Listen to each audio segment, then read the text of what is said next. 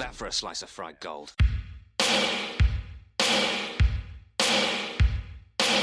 You think this is a fucking costume? This is a way of life. I'll be back. Just a flesh wound. I'm not gonna hurt you. I'm just gonna bash your brains. Take your stinking paws off me, you damn dirty ape! I'm sorry, Ben. I'm afraid I can't do that. It's alive! It's alive! It's alive! I guess everyone's entitled to one good scare. I don't know why Todd's Arnold impression makes him sound mentally handicapped. Because it sounds like he's being electrocuted in slow motion, or just somebody has stuck something up his butt without him knowing it was going to happen. Imagine Arnold like feeding one of his children, but doing like "Here comes the airplane," like "Here comes the airplane." Yeah. Have you ever heard Arnold Schwarzenegger actually talk?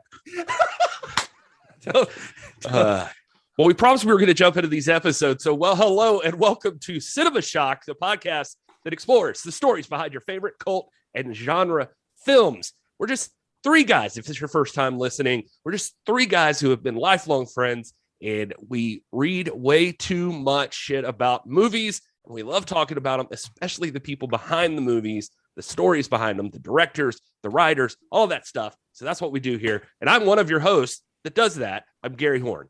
Hey, and I'm co-host Justin Bishop. And I'm writer-comedian Mr. Todd A. Davis, a.k.a. the Toddinator. Welcome to this, our first chapter in our look at the unsinkable visionary James Cameron, the man of tomorrow.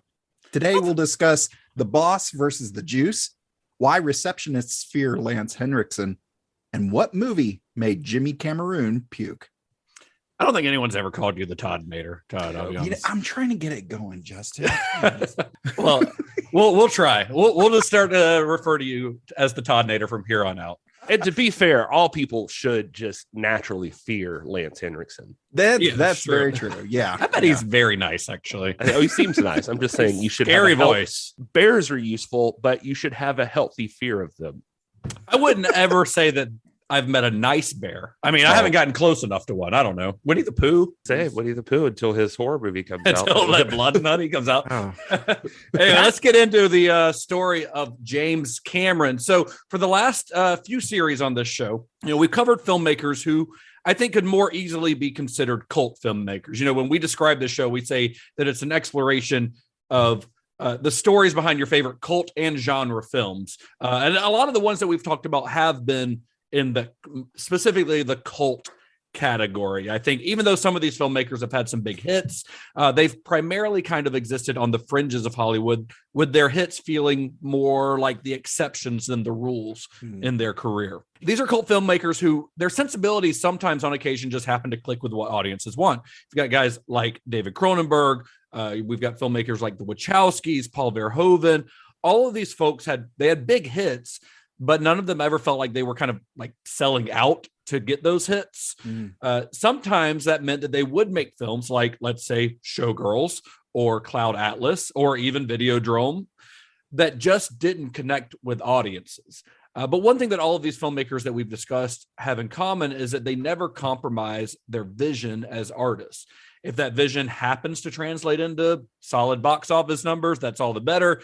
But these are folks that are going to make the movies that they want to make regardless. And now we've talked about filmmakers in the past who have had to work begrudgingly within the studio system. I'm specifically thinking of Tobe Hooper and Dan O'Bannon when we talked about them. But a lot of these folks, they're making the movies they want to make.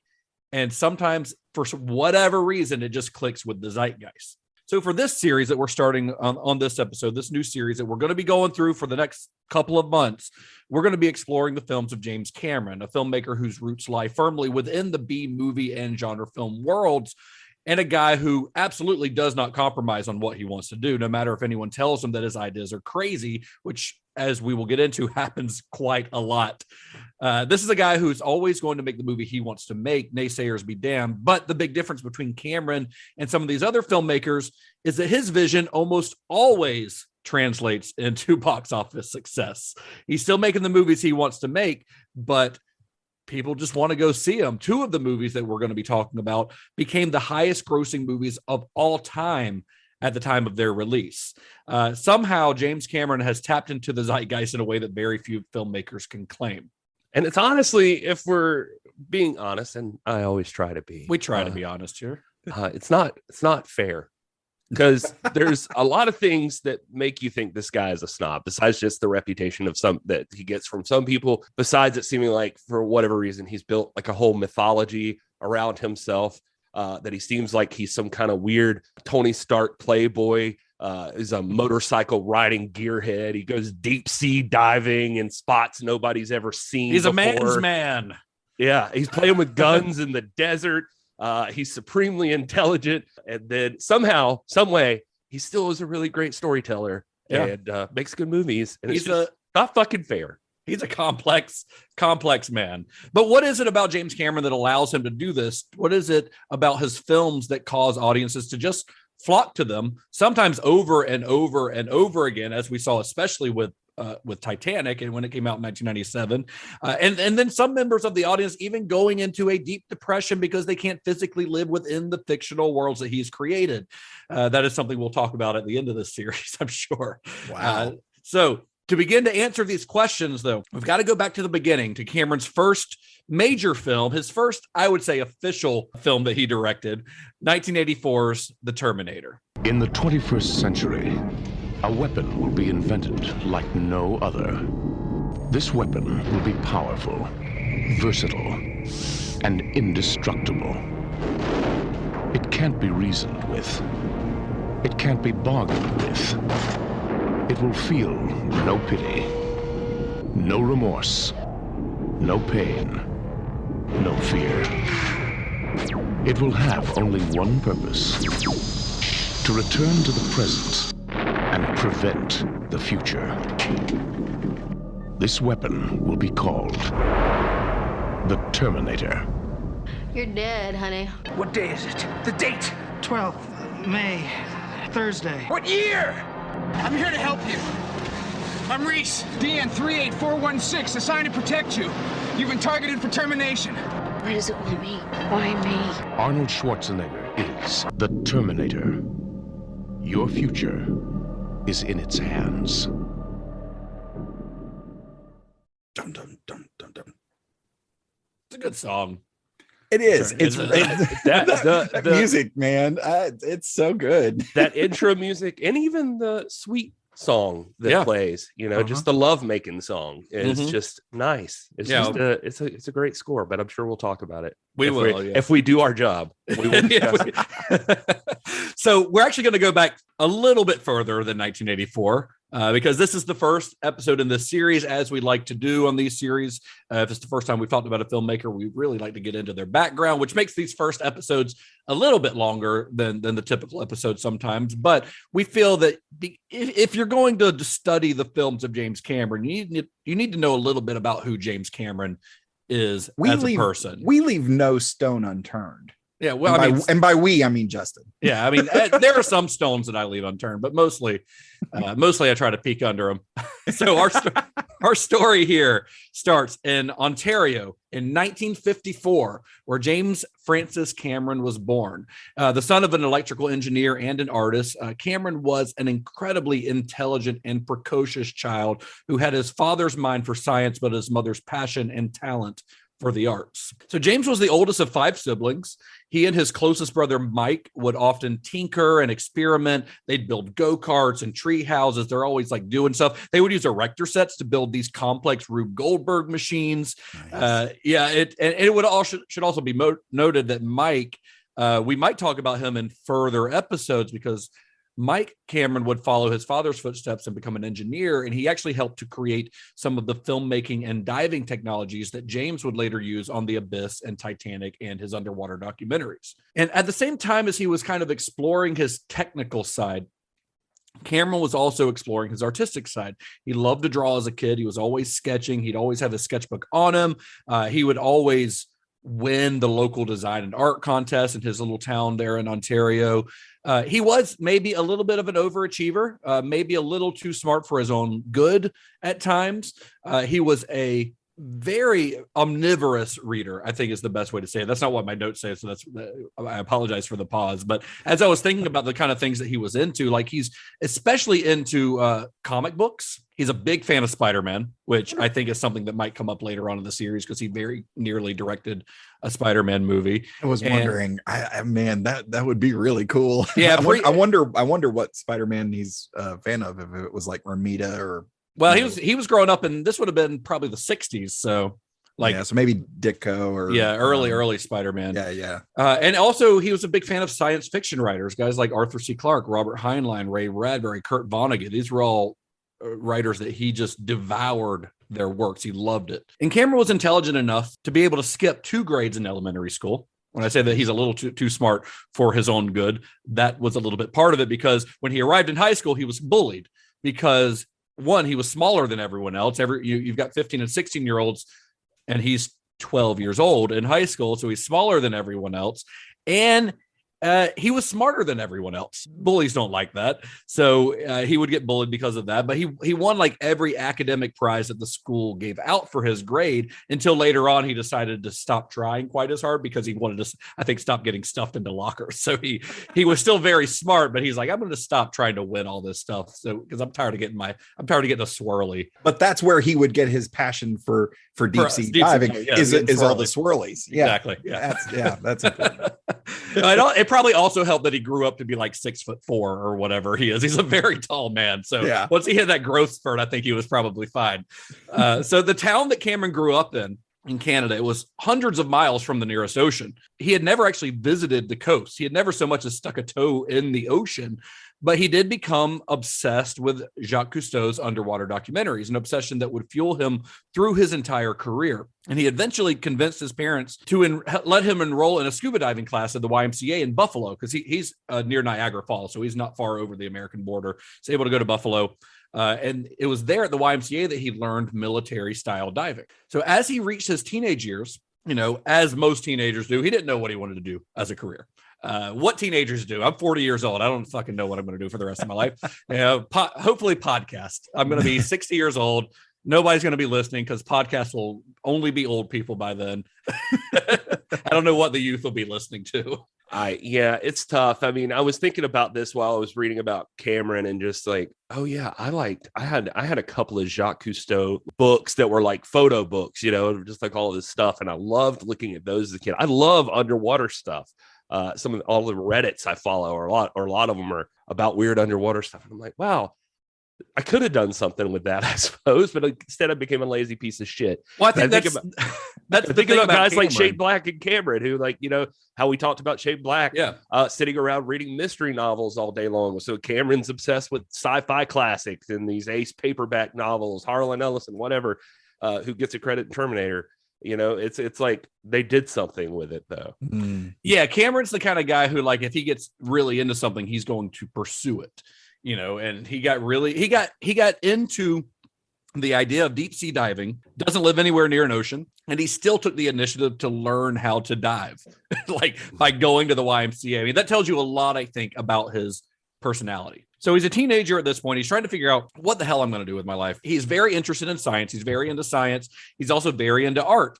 And he wasn't sure how the two could coexist in a career because there aren't a lot of careers that encompass both of those things. And then in 1968, he had an epiphany while watching a movie called 2001: A Space Odyssey, Stanley Kubrick's classic, possibly responsible for more filmmakers' careers than any other movie of all time. Maybe Star Wars is up there, but I would say that Star Wars wouldn't exist without 2001. So I'm going to say 2001 may be the most influential film on future filmmakers of all time, especially genre filmmakers. Yeah, and it still looks great. It's dude. Yeah, I saw it on IMAX a couple years ago, and it was one of the greatest experiences I've ever had. It was pretty fantastic to see that, and to piggyback on what you're saying. I mean, in an interview I was reading with Cameron, he specifically, I think, talking about this movie, was saying that I always wanted to be a raconteur, a storyteller. I knew that. I wanted to create visually and produce images. I was always doing both. I'd be writing stories, painting, looking for a way to mesh them together. comics are a fusion of those two things. So it seemed like a natural thing for me that would be what I'd do. But I've been going to movies like a rabid maniac. And at a certain point, seeing them, I said, wait a minute. All of this is what a movie is. It's a visual medium with a narrative intent. He would always create illustrations of stories that he would be reading or even stuff that he was writing as a kid. And he would do them because he was a comic book fan. So he would do them as a comic book. And at some point he did realize that the way he was composing his drawings were very cinematic.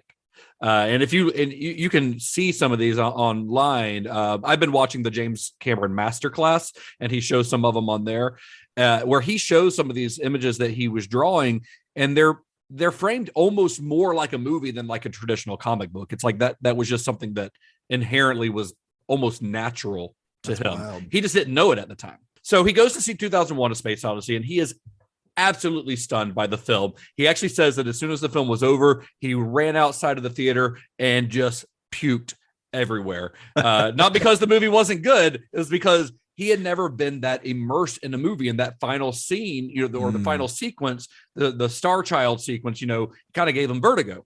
Yeah, because he'd never experienced anything like that on a big screen before. And so he came out and just puked everywhere. But then he saw the movie many more times. He just kept going back to it. He knew that this film was intelligent and beautiful and like just unlike anything he had ever seen. And all of a sudden, watching 2001, he's like, I knew that this is what I had to do. I've got to make movies. But he didn't think of himself as a director. That was never in his mind at this time. He wanted to be the guy who made the special effects, which that does fit in with his love, his love of both science and art. It makes sense. He's going to be the guy that builds the spaceships. He's also studying 2001: A Space Odyssey. He says that it was one of the first books he ever had, or one of the first books he ever even saw that was about the making of a film, was one that he picked up about the making of 2001: A Space Odyssey, and he would study it like crazy. So he starts studying that. He's trying to figure out how Kubrick does, how he pulls off some of the effects, because some of the effects in that film had never been done before. Even though we had this making of book, it's not as detailed as like some of the stuff that we now have access to, where it really breaks it down. Because Kubrick's doing stuff in this movie that is like nobody's done it. So without that documentation, it's like him in his mind trying to figure out how the hell did this happen. So he decides he's going to start making some movies. Him and his buddy get a hold of a Super 8 camera. I think it was his buddy's dad's camera. This is the same story that so many filmmakers of this era have, guys like Steven Spielberg, everyone picked up their dad's Super 8 camera. I was just thinking, I was like, Spielberg has a similar story, doesn't he? Yeah. So, and they start making their own little DIY sci-fi movies, building their own models and things like that. Cameron's about 16 years old or so at this point. Cameron's father got a promotion. It was one that would actually move them from their small town near Niagara Falls in Canada all the way to Orange County, California. And when Cameron heard the news, he was like, can we leave today? He's ready to go. Not because he didn't like Canada, because he wants to be close to Hollywood. Orange County, he's going to be 30 miles from Hollywood, where all these movies that he loves are being made. So they move out to California. He finishes up high school. Then in the early 70s, Cameron attends Fullerton College. He's going to college, which is a little like community college there in Orange County. At the same time, while he's going to college, he's working on all his creative stuff on the side. He's writing sci-fi stories. He's drawing. He's painting. Sometimes he's got little side jobs where he's like a sign painter and things like that, things that allow him to use his art. And then while he's in college, he starts dating a woman named Sharon Williams. She was about a year younger than him, another college student there at Fullerton. She introduced him to a guy named Bill Wisher. Bill Wisher was a little bit younger than them, a couple years, but he was another guy who was very interested in getting into filmmaking. So they kind of become buddies, like film nerd buddies, like us, guys that just like they hang out and they talk about movies. They could have done a podcast, but they made multi-billion-dollar movies. Yeah, if that's how you measure success. Guarantee you, Cameron plenty of times has thought, I wish I had recorded myself talking about this. Otherwise, nobody will ever know what I'm thinking. Yeah. So the two of them are friends. They meet another Fullerton College student named Randall Frakes. He's a year or so older than Cameron, I think. He's another big fan of sci-fi and fantasy. And Frakes read some of Cameron's sci-fi stories, and he's like, man, you're a really good science fiction writer. Cameron was not writing these as movies. He was just writing like short stories, sci-fi short stories, like the stuff he grew up reading. But Frakes pushed him to write screenplays, to turn some of these stories into screenplays, because he could see his talent. It was something that Cameron had never really thought about, but he took the suggestion of his friend and he started kind of working some of these stories into screenplays. He had kind of gotten out of his sci-fi stuff, like going into college. I don't know, maybe it was swirlies in a toilet or something, but he was like, well, I got to get more focused back on the real world at a certain point, and like maybe I get a different perspective on things.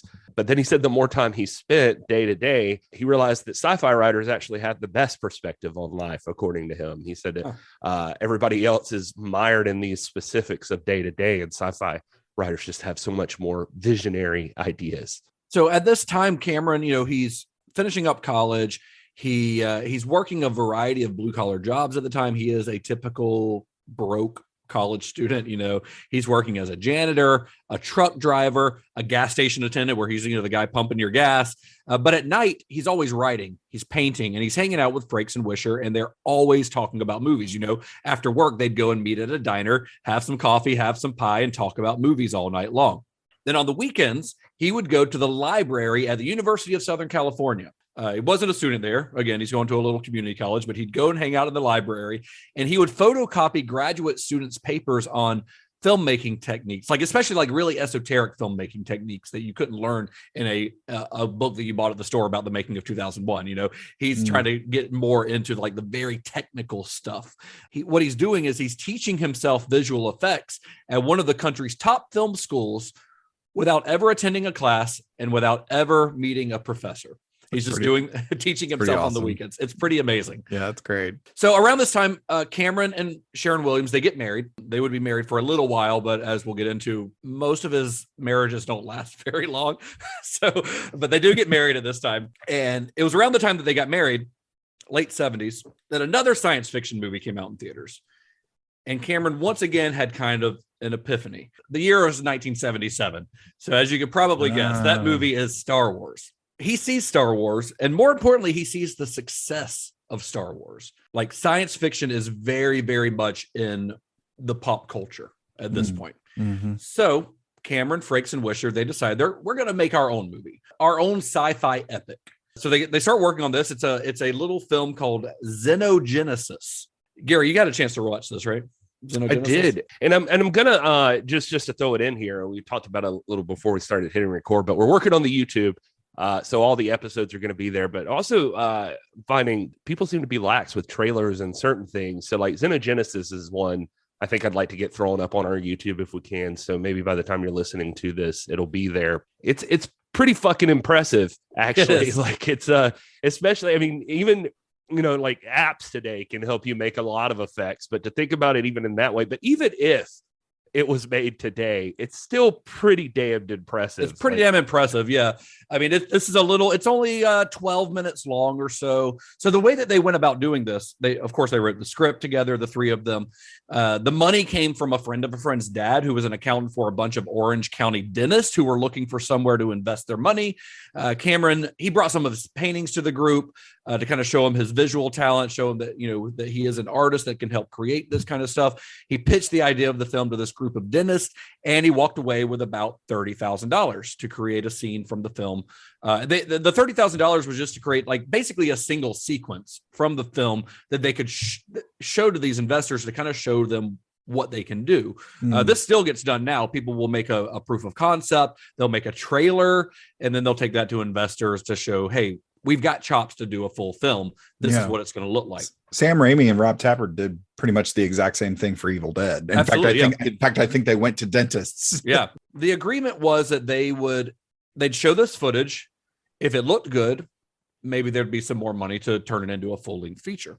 There, and it's to be fair, we should just really spend some time just giving the dentist credit, since we buried them on the Little Shop of Horrors episode. That was one specific dentist that had some weird stuff going on in his life. They also helped launch James Cameron's career in a way.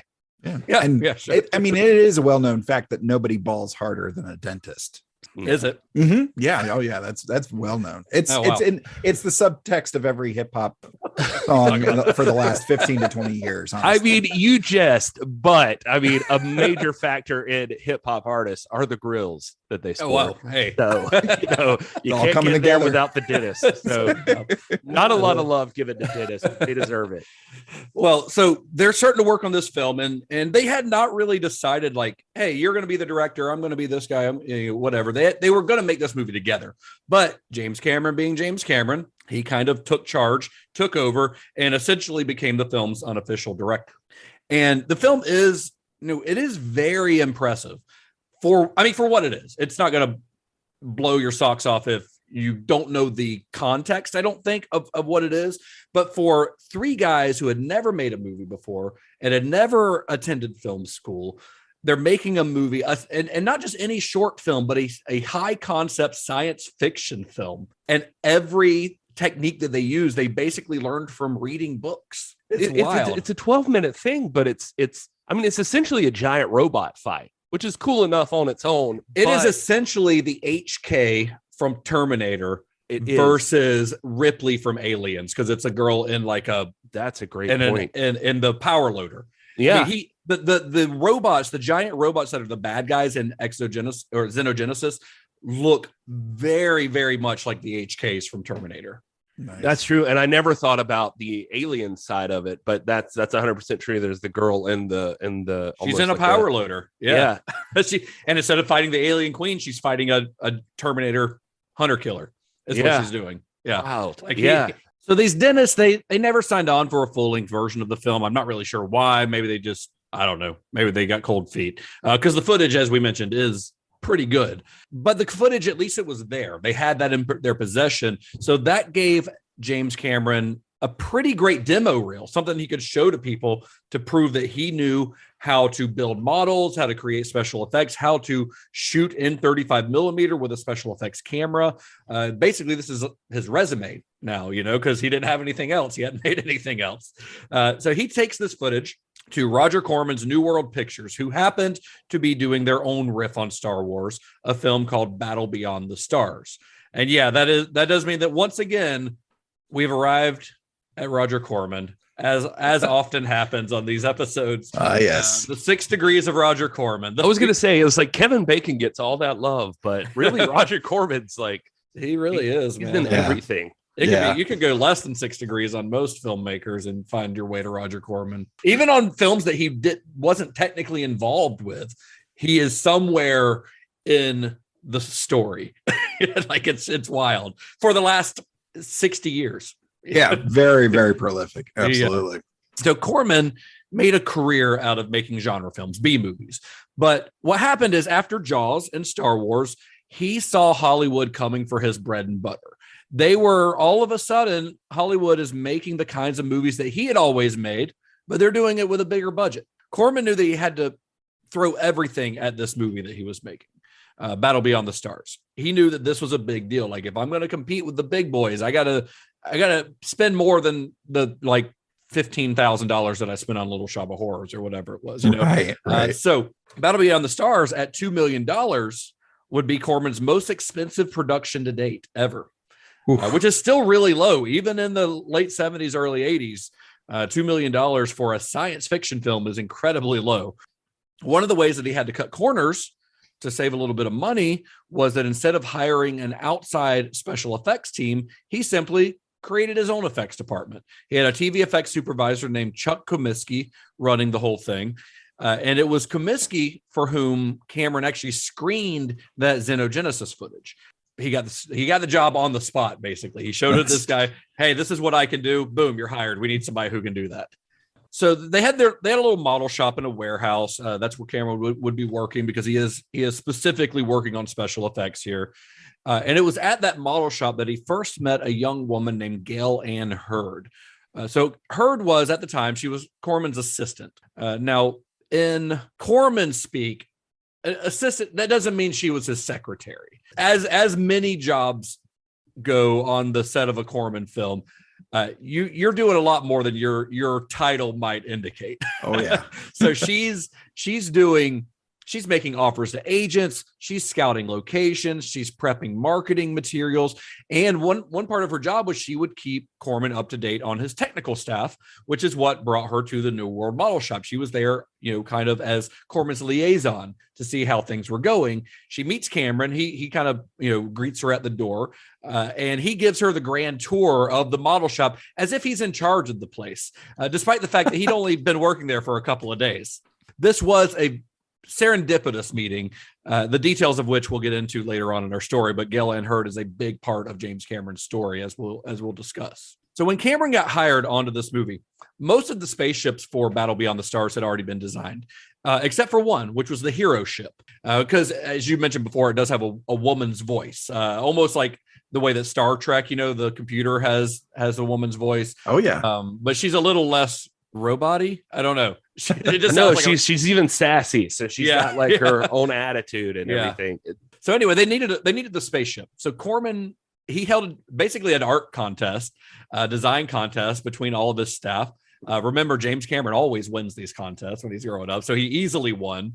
And all of a sudden, he was in charge of designing and building the film's main spaceship on his first job on a movie ever. His basic suggestion, by the way, was that since it had a woman's voice, he was like, "Why don't we give the ship tits?" That was that was the thing. Well, when Corman was looking at all the paintings that all the different designers had come up with, he comes up to Cameron's and he's like, "What is this?" And Cameron says, "It's a spaceship with tits." He says, "All right, I love it. Let's do it." And if you look at it, if you watch this movie, it 100% is a spaceship with tits. I mean, that's what it looks like. The bottom of the ship have these two like round things that practically make no sense at all, but it got him the job, Hey. So certain angles, it also looks like that dude from Star Wars who says, "It's a trap." Yeah, I guess it kind of does. Upside down, maybe a little bit. Yeah.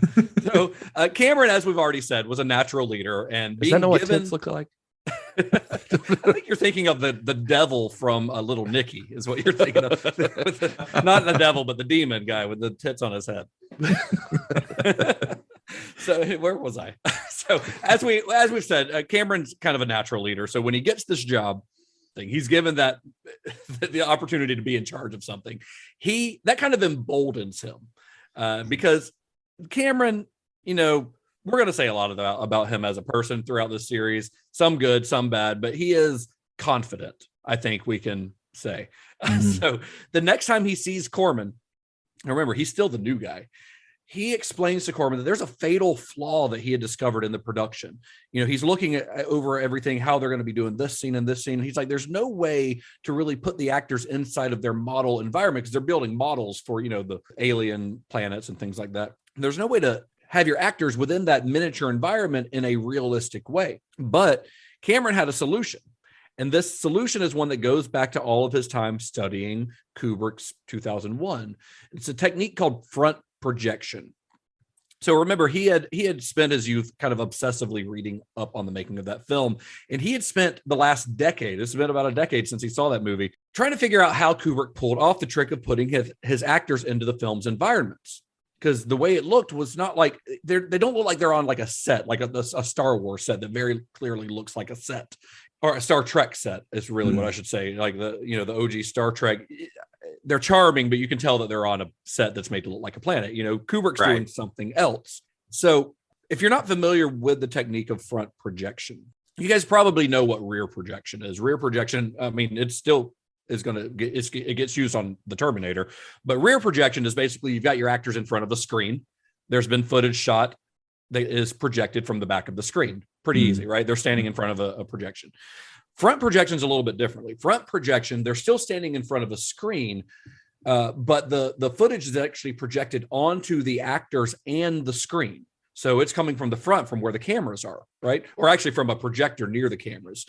And the way that they do it is the screen, they're usually using Scotch light or something like that, which is like this highly reflective material. It's what movie screens are made out of. Has little tiny minuscule microscopic bits of glass in it that make it highly, highly reflective. So they're projecting this footage onto the actor and the screen, but it's kind of a dim projection. So you don't see it on the actor, but the screen is so highly reflective that it basically the light bounces off of that screen and back into the camera. So that's how he pulled that off. That's how Kubrick pulled that off. So he brings this technique to Roger Corman. And all of a sudden, Cameron finds himself in charge of something else. New World Pictures' brand new front screen projection department that they created just for this movie. Nice. So already he's been working in the film business professionally for a few weeks, and already he's been given 2 promotions. That's awesome. And I think the big thing here to take away, if we do happen to have any younger listeners out there, who want to pursue this crazy dream of the entertainment industry, I think the big takeaway from this is don't wait for permission. Just go ahead and jump in and do what you can to make that as long as it's legal for you. Yeah, as long as it's legal. Although they picked up some shots on the Terminator without a permit, the guerrilla style. So right. Never know, as long as you're not hurting anybody in this. Exactly. Exactly. So anyway, it's not gonna. It wouldn't be long before Gale Ann Hurd was also promoted. She's now not only Roger Corman's assistant, but she is the film's assistant production manager. So she's been given a lot more responsibility as well. And she noticed that the film's art director was moving awfully slow. They had hired somebody at the suggestion of, Warner Brothers or somebody. They had hired this veteran art director. Well, this veteran art director is not used to working on a Roger Corman time frame. So he's going very slow for the type of movie that they're making. Roger Corman movies are made quick.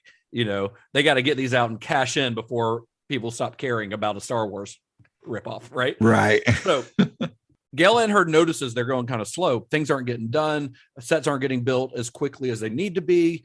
And the guy gets fired. And guess who gets the job? Promotion number 3. Okay. Promotion number 3 for James Cameron. So he's moving up the ladder pretty quickly for a guy who has literally no experience in the business.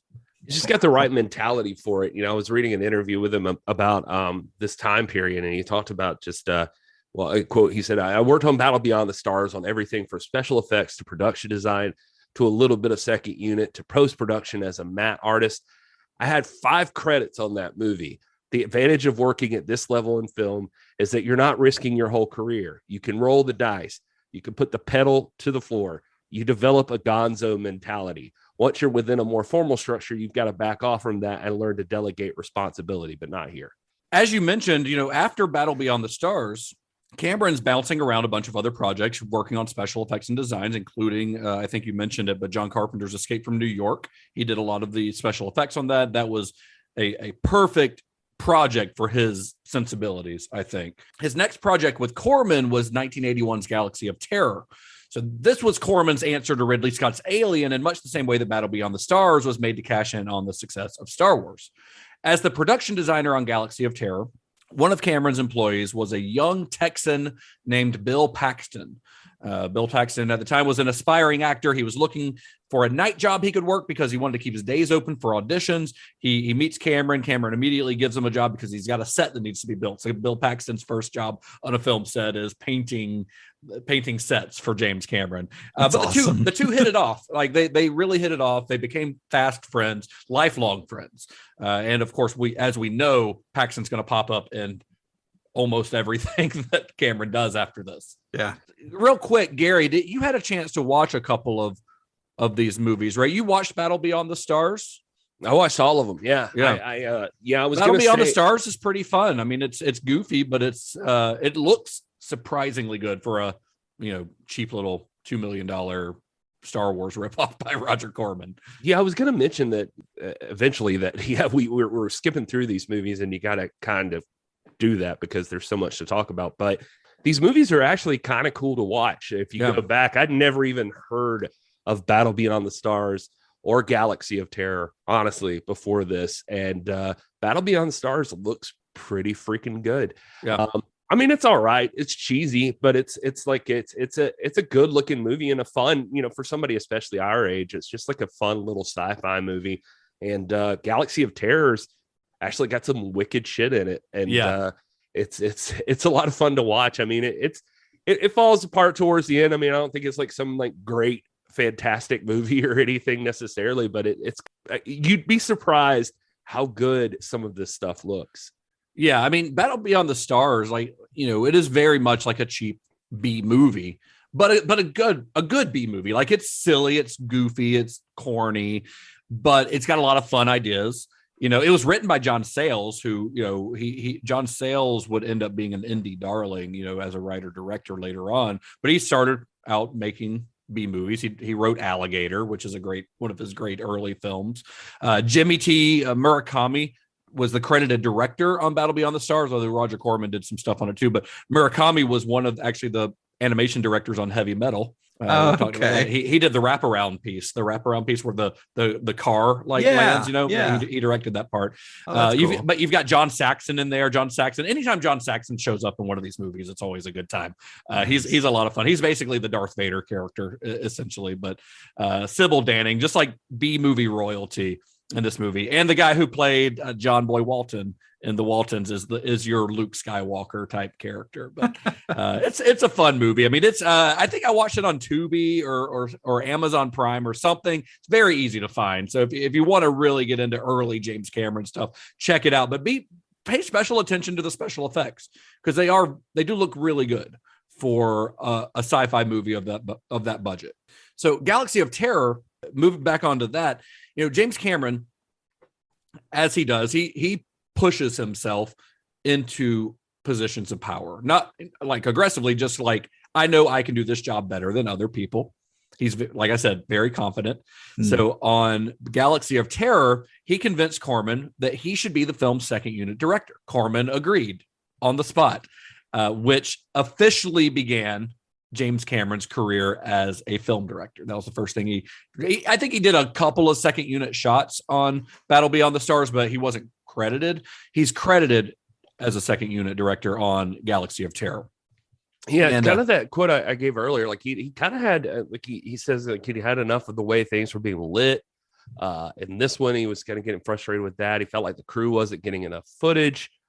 So he convinced Corman and then started shooting all kinds of cool stuff. Arguably some of the most cool shit in the movie. Yeah, a lot of the like gross stuff. There's a great story about him doing an effect with mealworms. Did you read about that, Gary? Yeah, I mean, it's the scene where Sid Haig, I mean, where his arm gets watching chopped this, yeah, and I was or like, he chops his own arm off, I believe. I was like, within a certain span of time, Sid Haig's severed arm throws a crystal ninja star into his own chest, and then a woman gets raped by a giant 20-foot worm or something. Yeah, I was like, this movie's pretty wild, but it is wild. They discover Sid Haig's severed arm, and it's got worms all over it, and it's supposed to be like rotting basically. But when they were filming it, nothing was happening with the worms. So we finally got mealworms, thinking that they would do better, but it still didn't do it. But he came up with this idea, basically, like running like an electrical wire or something underneath it, and it would send like a little electrical current into the prosthetic arm. Well, they ended up using they ended up having to use like a goo, like some sort of goo to get the electricity to run through it, I think. So they had to put the goo on top of the worms. But it made them start bouncing around. So it looks good when they find the Sid Haig's dead arm. Yeah, because they it was supposed to be maggots. You can't just go find maggots. So he had to buy mealworms, and they found out that mealworms, when you put them on something, just kind of lay there. So he needed them wriggling around. So he figured out a way to do it. I mean, that was his job as a special effects director on it. Galaxy of Terror, though, is fucking awesome. I'm just going to say it is awesome. It is very much a cheesy B movie, but it is super fun. It's super weird. Like Gary said, it's got Sid Haig in it. It's got Robert Englund in it. It's got Erin Moran, who, Joni Loves Chachi. She played Joni on that. She's the main kind of girl on it. I don't know. I thought it was really fun. I had never seen it before. I'd heard of it only in the context of this is a movie that James Cameron worked on when he was young. But I didn't really know anything else about it. And I was highly entertained by it because it is a blast. It is super. Sounds like those two would make a decent double header. They would for perhaps a live event. Maybe. So anyway, while Cameron is working on some special effects shots for the film, in fact, specifically the one we were just talking about with the mealworms, while he's working on that, these two producers arrive on set. These guys are working on a sequel to Piranha, which is the cult hit that Corman had produced that had been directed by Joe Dante very early in his career. Someone had suggested Cameron as their special effects supervisor. So they were coming by to meet him, get to know this guy, see if this is the guy they wanted for the job. And they show up as he's doing this effect. And to them, what it looks like is that this guy is able to direct worms to wiggle on cue because he's turning on the current of that electricity, get them to wiggle. We hit cut, turn off the current, and they stop. They're like, if this guy can direct worms, then he should probably be able to handle some actors. So one of the producers, one of these guys who walks in is a guy named Ovidio Asanitis. I'm assuming I'm saying that right. I don't know if I said it wrong. I don't care because this guy seems like kind of a dick. So if he's offended, if he's still alive, I don't care. Anyway, he's an Italian producer who had a penchant for firing directors a few days into shooting so that he could take over the productions himself, because he's getting a lot of his funding from American studios like Warner Brothers. Warner Brothers was supposed to actually originally, I believe, distribute Piranha 2, and it was easier for him to get funding, I think, if he hired an American director, because they were worried about translation issues and things like that, so he could never get hired as a director. So what he would do is he would hire a director, find a reason to fire them, and then take over the production and direct the rest of it himself, even though he's never credited as the director on them. So Cameron, of course, didn't know any of this at the time, though he would soon learn. Piranha 2 actually had another guy directing it originally, because remember, Cameron's being approached to be the special effects supervisor on it. The original director was a guy named Miller Drake, who had left the project over creative differences with Asanitis, after which Cameron was given the job. Miller Drake, by the way, I looked this guy up, so I'm like, I wonder if he ever bounced back and had a career. Well, he had a long career after this as a visual effects editor on everything from Cliffhanger to Batman and Forever to Fast and Furious. But his first credit as a visual effects editor came in 1989, and the film was James Cameron's The Abyss. Nice. And then he worked again with Cameron on Terminator 2 and True Lies. So I wonder if they had some Piranha 2 stories that they were bouncing back and forth on the sets of those. I'm sure oh gosh, that would be to be a fly on the wall for those conversations. From all reports, the shoot for Piranha 2, which officially is called Piranha 2: The Spawning, was a chaotic one. No sets had been built when Cameron arrived. They're in Jamaica. This is where they're shooting. No sets had been built. No locations had been secured. One scene, once Cameron got there and secured some of the sets and some locations, one of the scenes had to be shot in an actual morgue. There's a scene where the hero, the woman, and her like boyfriend guy have to go look at a body that's been devoured by piranhas. So they had to break into a morgue. Well, they had to use an actual morgue. They didn't know at the time that when they went in that it was a working morgue and there were bodies just laying out. So Cameron saw this. He's like, I've got cast and crew coming in here. We got to get this body out of here. Well, they couldn't move the body. So they just built a wall out of plywood, painted it, and covered the body up. So while the actors were working in the scene, there's what looks like a wall behind them, and it's actually just there's a dead body on the other end of that. Oh, that's so funny. It's pretty funny. But Cameron, he was never allowed to see the dailies of the footage that he had shot. He had very little control over what was going on. And by the 5th day of shooting, he was fired by Asanitis. I'm not sure what the reasoning, like what precedent he used to fire him, like what the reason he gave him for firing him was. I couldn't find that, but he gets fired basically so this guy can take over as the director himself. He directed the rest of the movie on his own. Yeah. Did you watch Piranha 2, Gary? I did. It starts off fun, but it's pretty bad. It's pretty bad. It's pretty bad. There's some like crazy things to think about that go on in the movie, but well, it starts off with a lot of like underwater footage. I'm like, well, this is very James Cameron of you. A lot of scuba diving at the beginning of the movie. It's kind of sad because while in some interviews Cameron can come across as snobby, there's an air of like vulnerability to him sometimes as well. You can tell in some early interviews he worries about being perceived as good enough to do this stuff. And the Piranha thing was a huge blow to this because within so many films, he moved into this position. Now he's the director of the film, but then immediately he gets fired. which makes him kind of wonder, do I have what it takes to be a director? Yeah, exactly. He flies out to Rome and he wants to confront the whole situation and see if he can find out where it all went wrong. And it turns out in reality, a sonetist or whatever his name is, it was kind of what you just said. I mean, he got to see some of the dailies that he had never gotten to see before. And it turns out it works fine, what he's shooting, but a sonetist couldn't get the budget for the movie without hiring an American director. So that's kind of what I was saying. That's kind of something he did his whole career.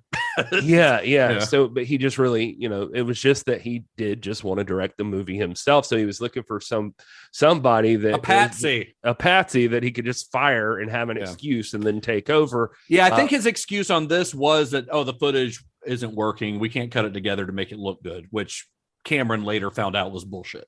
Exactly. So yeah, like you said, he flies out to Rome. He has very little money at this time. He was supposed to be paid $10,000 for Piranha 2. He was supposed to get half of it up front, half of it when he completed the movie.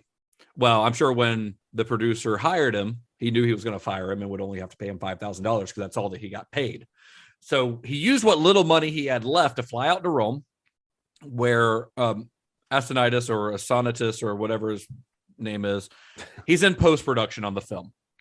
He talks the producer into showing him a rough cut, like Gary said, not just dailies, but an actual rough cut of the film. And he sees that the footage that he shot does work really well. He also sees that this guy had completely reworked the film into absolute schlock, even by B-movie standards. Like he hires penthouse pets for scenes just so that he can have women on screen with their tits out, and for no good reason other than he wanted to see it, I guess.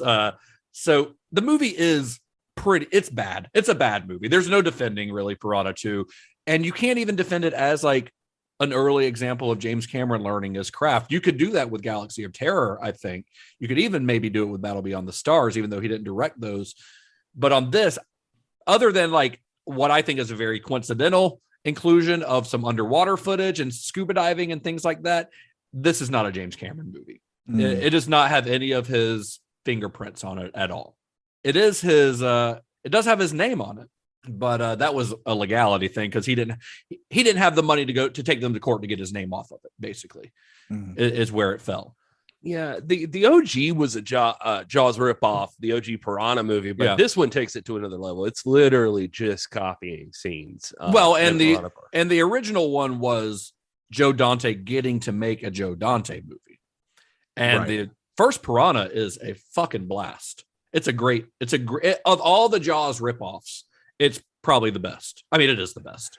Apparently, like snuck into the editing bay and recut a lot of the movie himself. That got recut again, I believe, before release, though.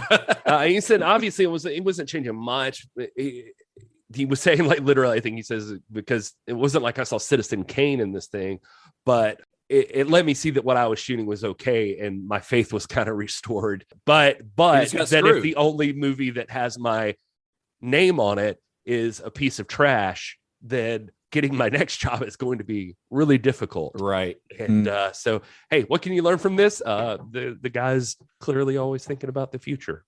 Well, yeah. Well, the thing is that the mentality when he took this job, I'm sure he wasn't dreaming of doing a sequel to Piranha. But the mentality when you came up working for Roger Corman, you get offered a job directing a movie, you take it and you do your best with it. And that worked out for a lot of directors. It worked out for Martin Scorsese. It worked out for Francis Ford Coppola.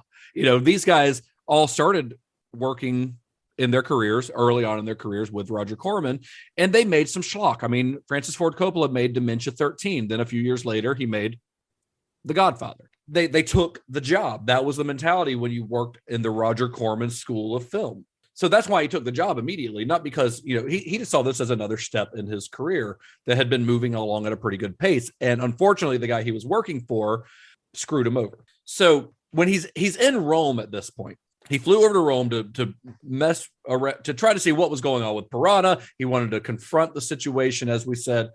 And the problem is, he had used all his money to get to Rome. He didn't have the money to get back. He would basically, he's staying at a hotel. He's living at a hotel, and he didn't even have the money to eat. He would steal scraps of food off of the room service carts.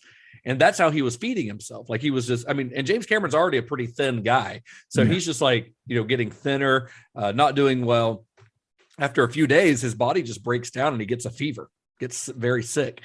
And it was while he had that fever that he has a dream. And in this fever dream, Gary, I don't know how you feel about this. This sounds like a legend that James Cameron is putting out there. I don't know how true this story actually is, but when the legend is this fun, I say print the legend. So this is that's where I'm going with this. And this comes from multiple accounts, but of course, all those accounts come from James Cameron telling this story.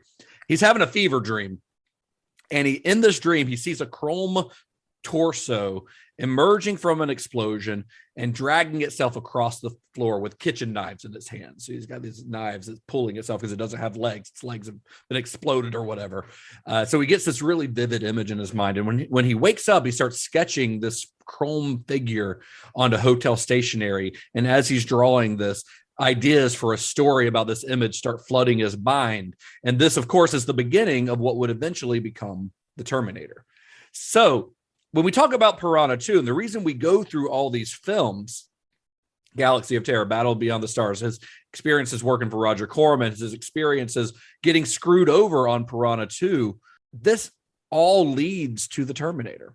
Like, you have to think, had he not been fired off of Piranha 2 and had to go confront the guy in Rome and had to start eating shit off of food carts in the hotel, would he have ever had the idea for Terminator? What would his career have looked like if he hadn't gone through all of this stuff?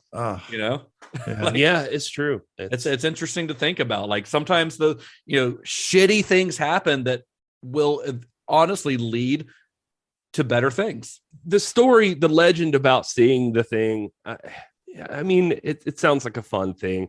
I saw one interview where like somebody like directly said, we've seen reports that you had an image of a skeletal metal robot emerging from fire. That was like the thing. I never see him like delve into it further than like seeing that. I mean, and then he goes into, yes, but when I was writing this is what I was thinking. He like tells a whole other story. So I don't know how much is. Well, yeah, I mean, I'm sure that even if he had that dream, it was probably subconsciously pulling from other ideas that he already had batting around in his brain. That's how ideas work, Piranha 2, by the way, would eventually be released. It was not released by Warner Brothers as originally expected. They passed on it, and it was released by a small company that was actually just a front for a porn distributor.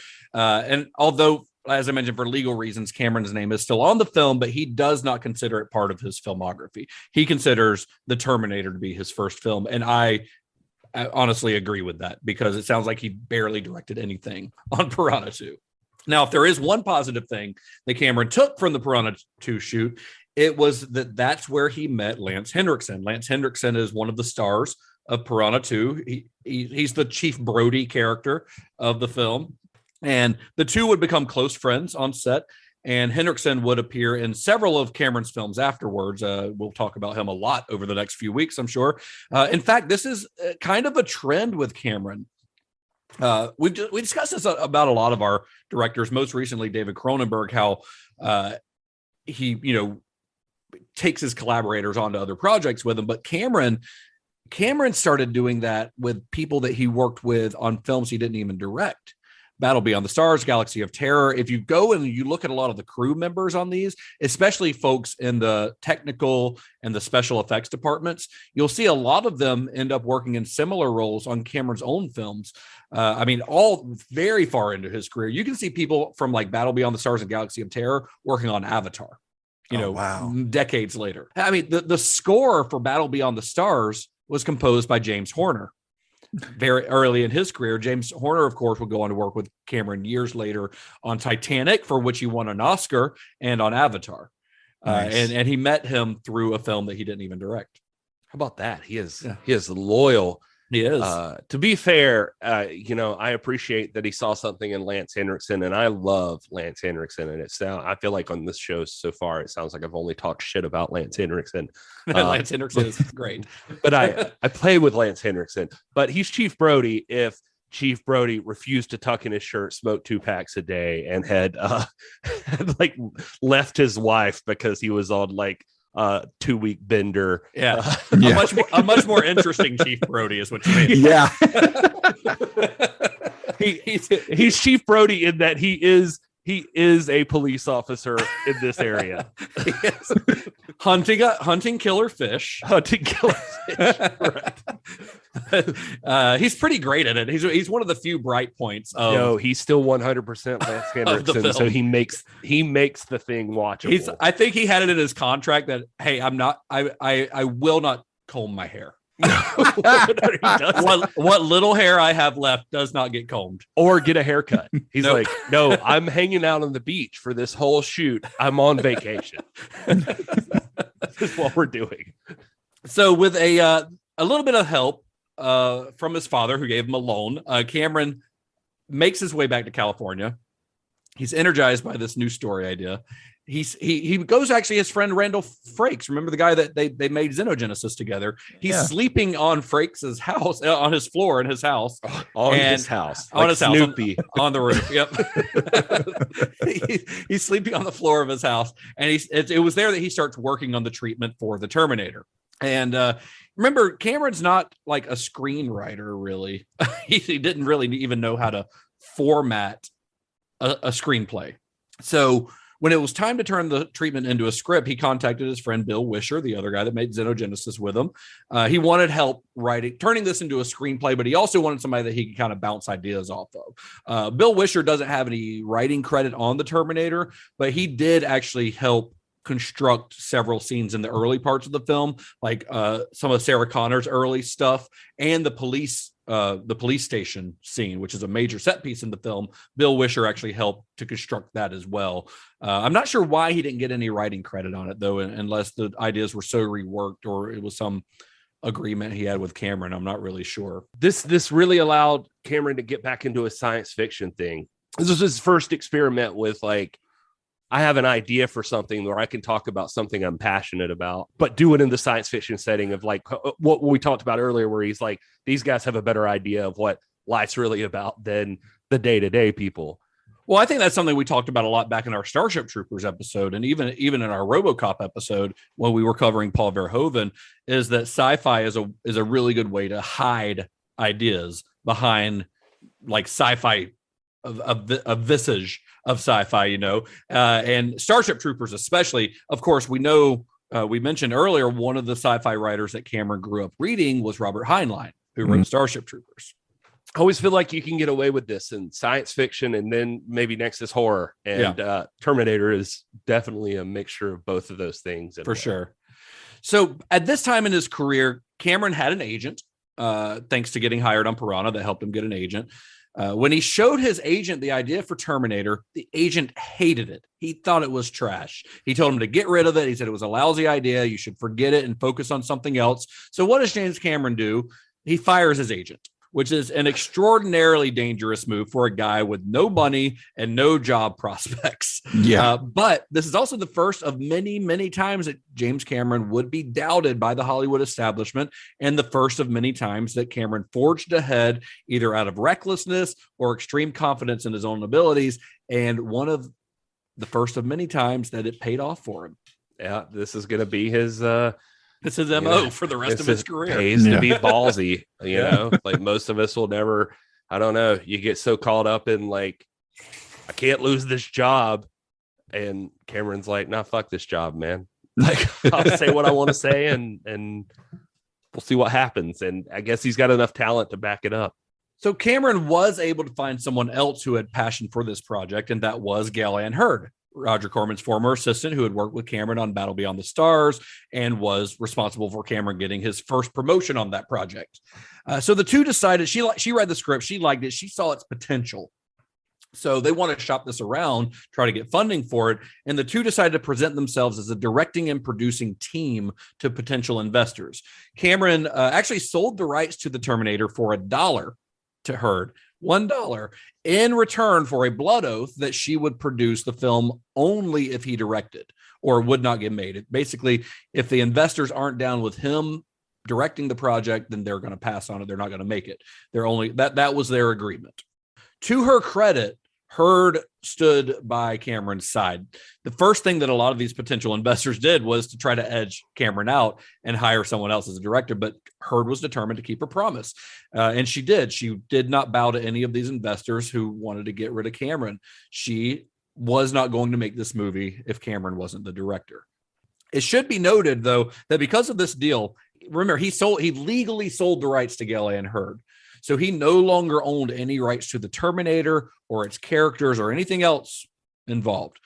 Anything else is Terminator related that he wasn't directly involved in, like Terminator 3, Terminator Salvation, which he didn't direct or produce, theme park rides, action figures, video games, toys. He didn't make a dime off of any of that.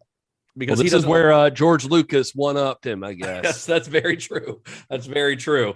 He didn't make a dime off of any of that. Now, he got obviously directing fees like when he did Terminator 2, but anything else that's Terminator related, unless he's on it as a director or producer, he's not making any money off of it. That's crazy. Isn't that nuts? Because it's still just like this lingering thing out there that Terminator, just for whatever reason, I think we talked about this on the preview episode for this one, that just like Terminator just continues to persist, just like the Terminator itself. Yeah. Well, yeah, I think Cameron was the producer or executive producer on the most recent one. What was the most recent one? Dark Fate. Dark I think he was the producer on that. So at least he's getting some money off of that one.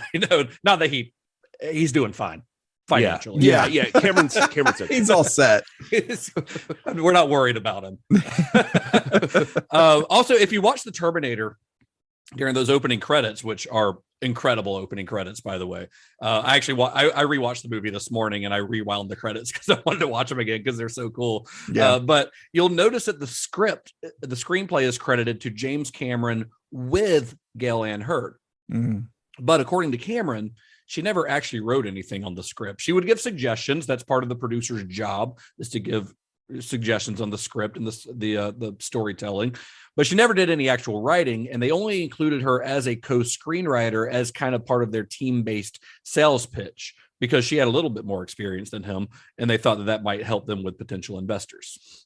Statement on that basically just says that he had written the treatment, most of the first draft already, and then she became involved in just kind of polishing things up. Yeah. He says the initial idea was his, the collaboration was that she was there to kind of take some of the rough edges off.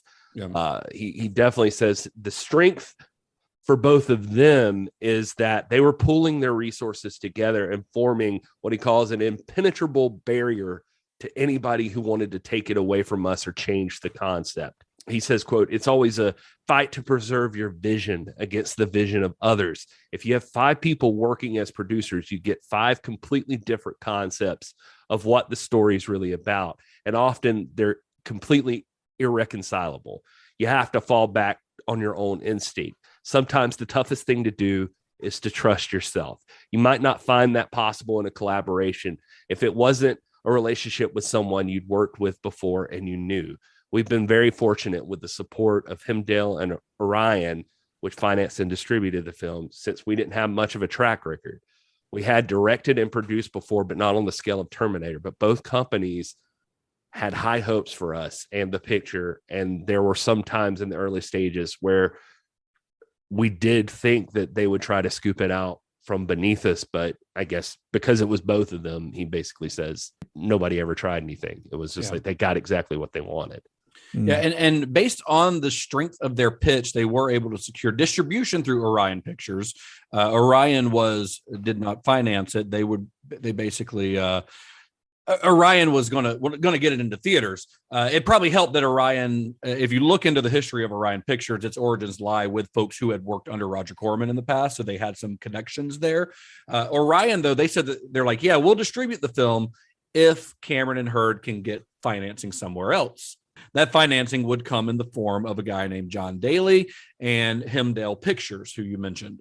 If you're a longtime listener of this podcast, you might recognize the name Hemdale, might sound a little bit familiar to you. This was the production company that was founded by John Daly and David Hemmings. David Hemmings is the British actor that is the star of Dario Argento's Deep Red. Hemdale We mentioned it previously on an episode because they also produced Dan O'Bannon's Return of the Living Dead. They were actually working on these around the same time when they were kind of finishing things up on the Terminator when they started working on Return of the Living Dead. So they're responsible for getting both of those movies into theaters. So John Daly was pretty intrigued by Cameron's script. He was especially intrigued that they had already secured finance or distribution, because usually you get financing and then your next hurdle is to find somebody to distribute the film. They already had that part set up, so that's in their favor. When Cameron went in to pitch it to him, he knew, he's like, I really want to nail this. I want to sell them on this pitch. One thing that I'm learning reading about James Cameron is he is a hell of a pitch man. Like, the guy knows how to walk into a studio, walk into a financer, and I mean, that's what he was doing with Roger Corman, getting those promotions. He's like, this is what we should do. He's pitching himself to Roger Corman basically, and he's doing the same thing here. He knows how to convince people. I think it's because he's legitimately that passionate about everything that he does. Like, he really believes in it. Like, I mean, the entire time, like, if you're digging into anything you can find on the Terminator, I mean, anytime he talks about it, still, like, I don't know why he doesn't do a fucking commentary on a Blu-ray, but anytime he still talks about the Terminator, just like the initial stuff for it, he still cares about it. Like, you could tell, like, what his mindset was at the time when I was talking about, like, the robot coming out of the fire and stuff like that. He was talking about, like, he just envisioned this robot, like the way it would look, the endoskeleton. Nothing had ever been filmed that way before. He was thinking about things like Westworld that he loved so much as a kid, and, like, Yul Brynner's face comes off and there's a transistor radio underneath it. He was like, what could that look like? All the way. And he said he's not very visually satisfying, because you get the idea of what it is, but what's inside that making the spatial features move. Yeah. So he's like, I wanted to make, like, the definitive movie robot, like, in a way nobody's ever seen one before. Like, he just gets excited about it. Yeah, he does.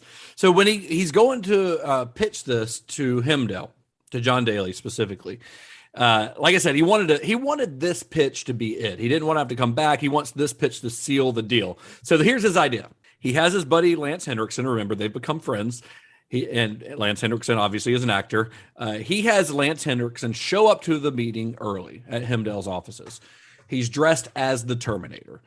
He kicks in the door to John Daly's office. He's wearing a ripped t-shirt, a leather jacket, knee-high leather boots. He's got gold foil from, I think, like a cigarette pack. He's worked around his teeth to make it look like his teeth are made of metal. He's got special effects cuts painted on his face. So he's like a damaged Terminator. He kicks in John Daly's office, scares the shit out of Daly's poor receptionist. And then he just sits there in the waiting room, staring. Not moving for like 15 minutes. He's like sitting there for like 15 minutes until James Cameron shows up. And that was how the pitch started. Wow. Cameron comes in, he makes his pitch. He shows some sketches of scenes from the screenplay. I mean, as we've mentioned several times, Cameron's a very accomplished artist. So that does very much help him on a pitch, that he can show visually, this is what it's going to look like. And Daly was so impressed with his passion and with what he was showing him that he agreed to back the film's budget of about $6 million. They've got their budget. They've got their screenplay. They're ready to go. But of course, we've got to find an actor to play the film's hero. That's how these things work. So the hero in this case being Kyle Reese. Orion, they really wanted a rising star, but they also wanted someone that had a lot of appeal overseas. Mike Medavoy, who is the studio's co-founder, he had recently met a young man named Arnold Schwarzenegger. I say young. I mean, I think Schwarzenegger's in his mid-30s at this point, so he's not like a 20-year-old, no experience kind of guy. He's already had a full career as a bodybuilder at this point. But he had met Arnold Schwarzenegger at a party, and he sent his agent the script with the lead role in mind. Schwarzenegger at this time was a 5-time Mr. Universe, a 7-time Mr. Olympia. He was already a legend in the world of bodybuilding. And by 1982, when all this is going around, this is a couple years before the movie came out, 1982, he'd already been in Hollywood for over a decade. His first screen credit was Hercules in New York, where his heavily accented voice is overdubbed and he's credited as Arnold Strong. It is very bad. If you've never seen Hercules in New York, it is It's tough when it's like not even his real voice. Yeah, it's very bad. He had also had some small roles in films like Robert Altman's The Long Goodbye, Bob Rafelson's Stay Hungry, which was probably his first like real like role where his character had like a name. It was in the 1977 documentary Pumping Iron, however, that was what actually made him a star, a documentary about him and his bodybuilding. And that led to his lead role in John Milius's Conan the Barbarian. I'm not going to get too far into Schwarzenegger's background beyond what I just said, because we're already going to go long talking about James Cameron's background. Maybe we'll get into more about Schwarzenegger when we do like a John Milius series or sometime when we talk about Conan down the line or something. There is a great interview with Arnold Schwarzenegger on the Tim Ferriss podcast for anybody who really wants to know what that guy's like. It's some reason they get into a lot of him first coming to the country and what they did. And that guy was always, it's not just that he looked good. That guy has always been driven and smart. Yeah. Like, probably why him and Cameron get along so well. Yeah. They're very similar in that way. Yeah. He just like, I mean, from being a bricklayer to becoming an actor and a bodybuilder and like, just like, I mean, the guy just knew what he wanted and he went for it. And so I know I've heard stories of Schwarzenegger when he was, a kid in Austria selling like sodas on the beach, like starting his own, like being a little entrepreneur when he's a child, like he's been driven his entire life. He straight up tells stories about his friend Frank. God, I can't think of the guy's name. He's in Pumping Iron with him, but also a professional bodybuilder. Like just that when they first came to LA, like they said when they met and they became best friends and stuff, and they're both just like these guys that just are driven to make something of themselves. And this guy's like now I think the most famous chiropractor around LA and stuff like that. But he talks about they became like bricklayers. Like they were like literally like they realized there was a market because people thought for some reason building the way things were built in Sweden were like somehow more special than the way things were being built in American. Like, oh, we could do this like Swedish style, or we could do this German style. And like, you could add that to like something when you're just like putting together something for someone in Los Angeles, and they'll be like, oh shit. Yeah. Like, that's what I want. Like, I got to have that style of thing. So they would go and they would like, he would just get bodybuilders from the gym he was in who had no experience whatsoever. And he straight up tells this story about like, they would just go to houses. Like he would pitch to the people like, oh, I'd love to build this thing for you. It'll be this much money, but it'll be worth it. It's totally German style. You'll love it. It'll be so great. And they're like, the accent probably helped. Yeah. And they're like, okay, how much? And he's like, oh, it's gonna cost like $12,000, but we'll build this thing for you. And they're like, oh man, I don't know, and blah blah blah. Then he'd go like, he said it was like a worked out thing. Like he would go to his buddy, and then his buddy would talk in German back to him, and like basically be yelling and screaming nonsense in German. And then he would come in, he's like, my friend is very upset about this thing. He says that, I don't know, he's like, you're fucking stupid for saying that you would only pay this much, but I talk it down to like $10,000 instead of $12,000. And they're like, okay, yeah, we'll do that. And that's like how he made his money. Like he's that kind of guy. Yeah. Like he always has been. And he talks about like how much money they made.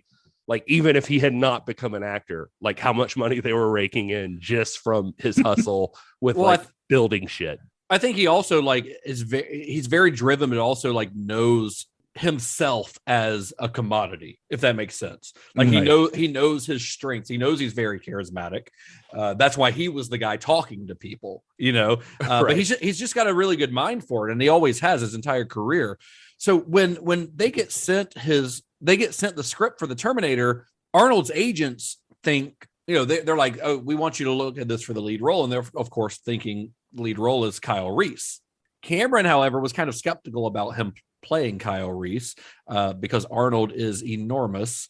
Cameron knew that if I cast this guy as Kyle Reese, I'm going to have to find someone even bigger to play the Terminator if he's going to be a worthy adversary. Mm-hmm. The studio famously wanted O.J. Simpson as the Terminator, but Cameron, he's like, I have a hard time seeing that. That guy's really likable. I have a hard time seeing him as like a believable killing machine. He wouldn't kill anybody. And hold for laugh.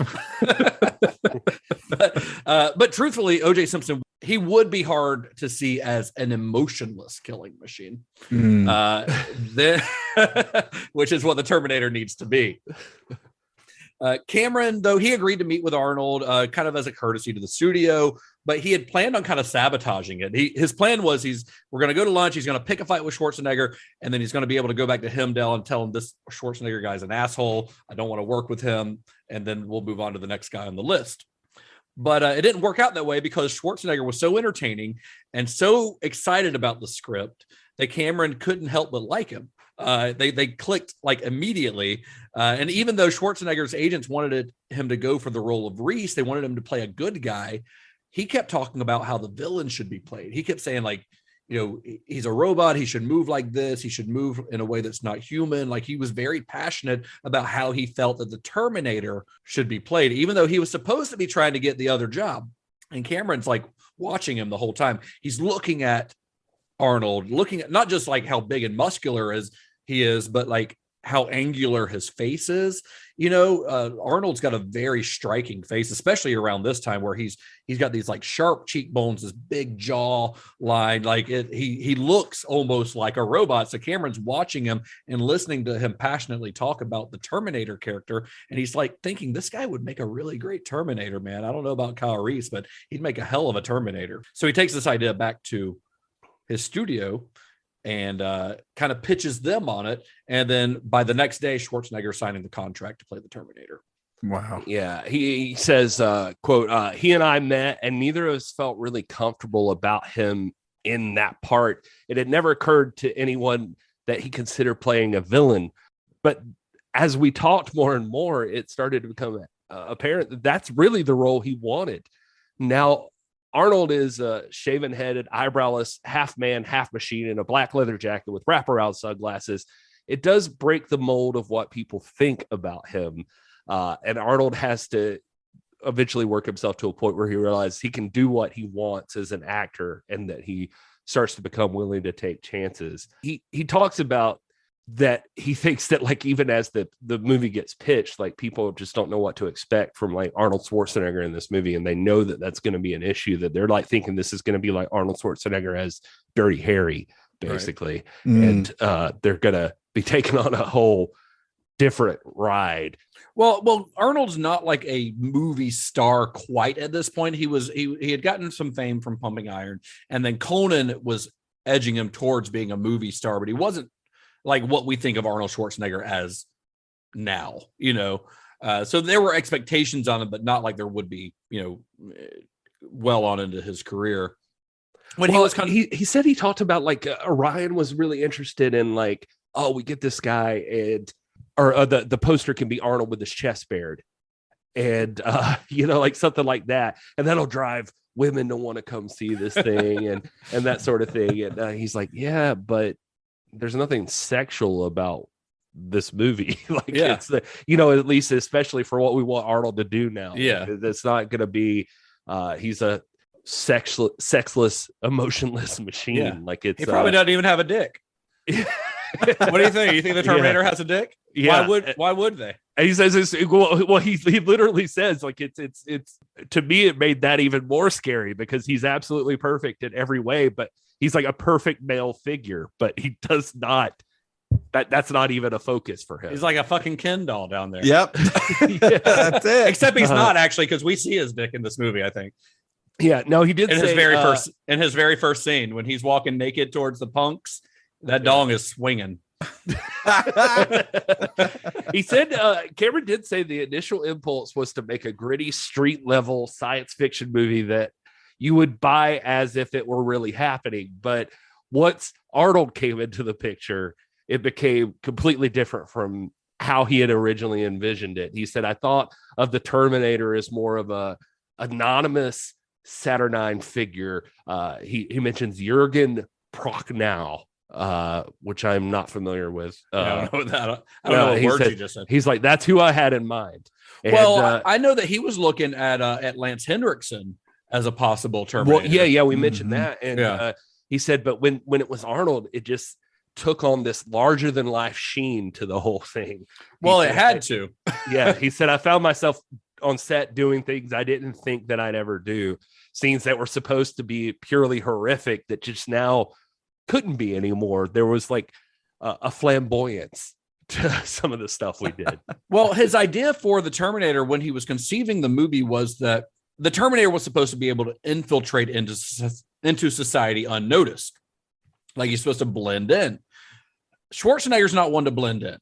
Schwarzenegger is enormous. He looks like a superhero. So there's no way that he's going to blend in. So when they cast Arnold in the role, they kind of had to rethink how they were approaching this character almost, you know. They also, other actors that they had looked at or that they had thought about before Arnold included Sylvester Stallone, which sounds like you'd be in the same boat as Arnold, but Sylvester Stallone in the early 80s was very different than Sylvester Stallone in the mid to late 80s, where he basically started becoming an Arnold Schwarzenegger type.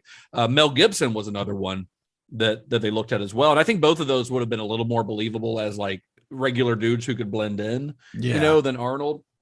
But Arnold has a lot of other aspects that I think essentially made this movie. I mean, Schwarzenegger does not look human, even in real life, especially at 1984 Arnold, when he was just massive, just massive. Huge. That's why they could fucking CG him in like Terminator Salvation, right? And you're still like, that still looks like Arnold. Yeah, because he doesn't look human. I mean, I do think that casting Schwarzenegger in the role was still, despite the fact that it didn't fit their original concept for the character, is still a brilliant bit of casting, and is, I think, I think it's very likely that it helped to make the Terminator the hit that it was. I love Lance Henriksen. We've already talked about that. I think he's an awesome actor. He's one of the coolest character actors out there, but I'm not sure that we'd be still talking about the Terminator, at least in the way that we're talking about it, in the same way if anyone other than Arnold had been in that role. Yeah, it's a special thing that like gets added to a movie that specifically in one of these interviews I read too, somebody brings up Dawn of the Dead and said it's like weird in the way that like Dawn of the Dead, like a lot of people start rooting for the zombie. James Cameron says, he's like, we started to learn that in this film you can have it both ways. You root for Reese and you root for Sarah. You want them to live. You feel their emotions.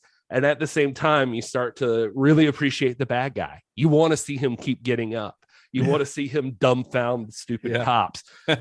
He said there's like, everybody's got this like little private fantasy world we'd all love to be in, and we'd love to shoot somebody we don't like. And we just every minute of the day, you get to have your own way. He's like the Terminator, like for some reason with Arnold, it takes on this whole life of its own and it becomes the ultimate rude person. He's just outside of societal constraints, doing whatever the fuck he wants. Yeah, he's just this dark, cathartic fantasy where he's walking in. You don't cringe in terror anymore. Like for some reason in the Terminator, you start to go with him. Like you want to be with him for a moment and kick in a door where you're not supposed to go and like shoot some people you're not supposed to shoot. And then you get to go back to Kyle and Sarah and feel emotional and happy and feel like what it's like to be on the other side of that coming for you. Well, the other advantage to casting Arnold is, remember, this is a $6 million movie. This is pretty low budget.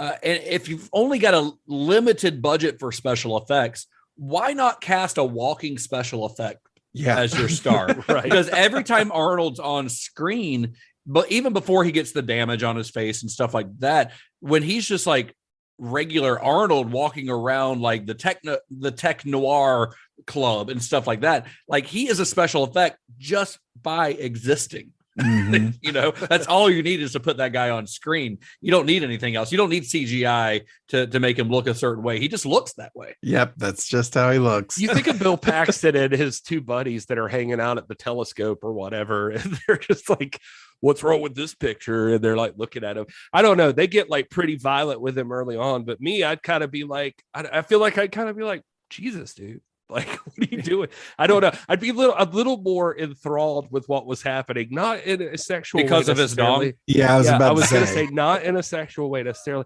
Just that you'd have to appreciate, like, look at this fucking guy who's and honestly, this time watching it, I was kind of thinking, you know what? If I looked like Arnold Schwarzenegger, I'd walk around naked most of the time too. I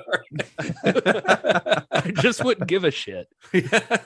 Would you just wait in a room like crouched down so that when they open the door, you just slowly stand up? Yeah, probably, because that's the thing. I mean, listen, you know, I'm not going to justify anything, but Arnold's been through his stuff in the past too and everything. And like, you know, but I just feel like Arnold probably operates on a different playing field than most people. He probably does walk around with his dong out more than most people. Probably is just naked more. And it's probably uncomfortable for people, you know, but it's Arnold Schwarzenegger. And you're like, well, if you look like Arnold Schwarzenegger, maybe. I mean, his first major job as a like star was as a bodybuilder where you're basically naked anyway. Right. Yeah. You're probably just, I mean, he literally, if you watch the movie Pumping Iron, he talks about like curling, like he just like building that pump is like coming, like every time he works out, the famous coming. line from that. Yeah. So it's like, this is a different guy. Yeah. All right. So we've got the Terminator himself. He's cast. We got that. That's important because that's the name of the movie. But that still leaves the role of Kyle Reese vacant, because remember, they wanted Arnold for Kyle Reese initially. So they got to find a guy to play Kyle Reese. Actors who were considered included Sting, not the wrestler, I don't think. I think that the actor, Matt Dillon, Kurt Russell, which I could definitely see, Tommy Lee Jones, which is odd, and Bruce Springsteen. All right. I mean, I got nothing against Bruce Springsteen. I just he's the boss. I don't know why. I don't. Like, he's got that. He definitely has that look of like just that weather beaten. Like you could easily see him. If he told you he was a soldier, you'd be like, yeah, that tracks. That's just what everyone from New Jersey looks like. It's that example of stunt casting. Where I think so too. Yeah, you're just like, oh, well, you get the boss on here, so this movie's going to make money. We'll get him on the soundtrack, and you know. Okay, Gary, that's your assignment. I was really trying to think. I was literally sitting here just like, born as a Terminator. I was definitely trying to think of like the Weird Al version of Born to Run, but it's about killing. So Born in the Apocalypse. Oh yeah, but no, you're right. No, I think you're onto something. Born to Run, but it's Born to Run is where I went. But because you're being chased by a Terminator. Yeah. Yeah. Anyway, Cameron ultimately, as we know, chose Michael Biehn. Michael Biehn was 27 years old at the time. He had done some television work and a little bit of film. In fact, his first feature film role, his debut was in 1978 in an uncredited role in Grease, which is something I did not know about Michael Biehn before researching this episode. But he was relatively unknown at the time that he got the job in the Terminator. When he first learned about the film, he kind of thought it sounded silly. But as soon as he met James Cameron, he changed his mind, because once again, James Cameron is very enthusiastic and very convincing. They didn't want Michael Biehn at first because when he did his audition, he had a Southern accent, and they're like, can he not do a Southern accent? Why is he doing that? I don't think we can cast him because his character's not supposed to be Southern. And Michael Biehn's agent was like, what are you talking about? He's not Southern. Turns out the day of his audition, he had also been auditioning, or he had, I think, been in the play. He had been in Tennessee Williams' Cat on a Hot Tin Roof, where he had to talk in a Southern accent. So he hadn't been able to drop the accent yet when he came in for his audition. So they had him come back, and he was able to audition in like his regular voice. This made him for the 80s. Like I love Michael Biehn. He seems like I always thought he should be a bigger star than he became. I mean, he's continued to work steadily since the Terminator, but I just always felt like he should be more of a movie star, and he's been more relegated to B movies if he's the star, or supporting roles like in Tombstone. I was gonna say what's weird about him is that, especially as Kyle Reese, like something about him makes him very likable to me, and I feel like he's just got like a nice, likable face. He seems trustworthy. But he is in like roles like Tombstone, where you're like, oh, you're the bad guy. Johnny Ringo is one of the best roles he ever did. Yeah, he's great. but to be fair, sometimes what's cool is having those bad guys that are super charismatic, like that. And Johnny Ringo is. Yeah, like you hate him as a person, but as a character, he is electric every time he's on screen in that movie. But yeah, I mean, the Reese he's also role the dad in Cherry Falls, where it looks like he's like going to have some kind of sexual relationship with his daughter, but that's a whole other movie. Yeah. So the Reese role, though, I think the Kyle Reese role is a difficult one. And I think that Michael Biehn pulls it off. But this character has to deliver a lot of exposition. Like he does it during a car chase. He does it in the middle of like gunfights. Like he's having to do it in the pauses of these action scenes is kind of the way that they constructed it. Yeah. And he's also got to make all this goofy, wacky time travel future war stuff sound believable. And it has to make sense to the audience because he's explaining all of this to Sarah Connor. He's explaining that I'm a soldier from the future and this guy's coming back to kill you because you're the father of the future.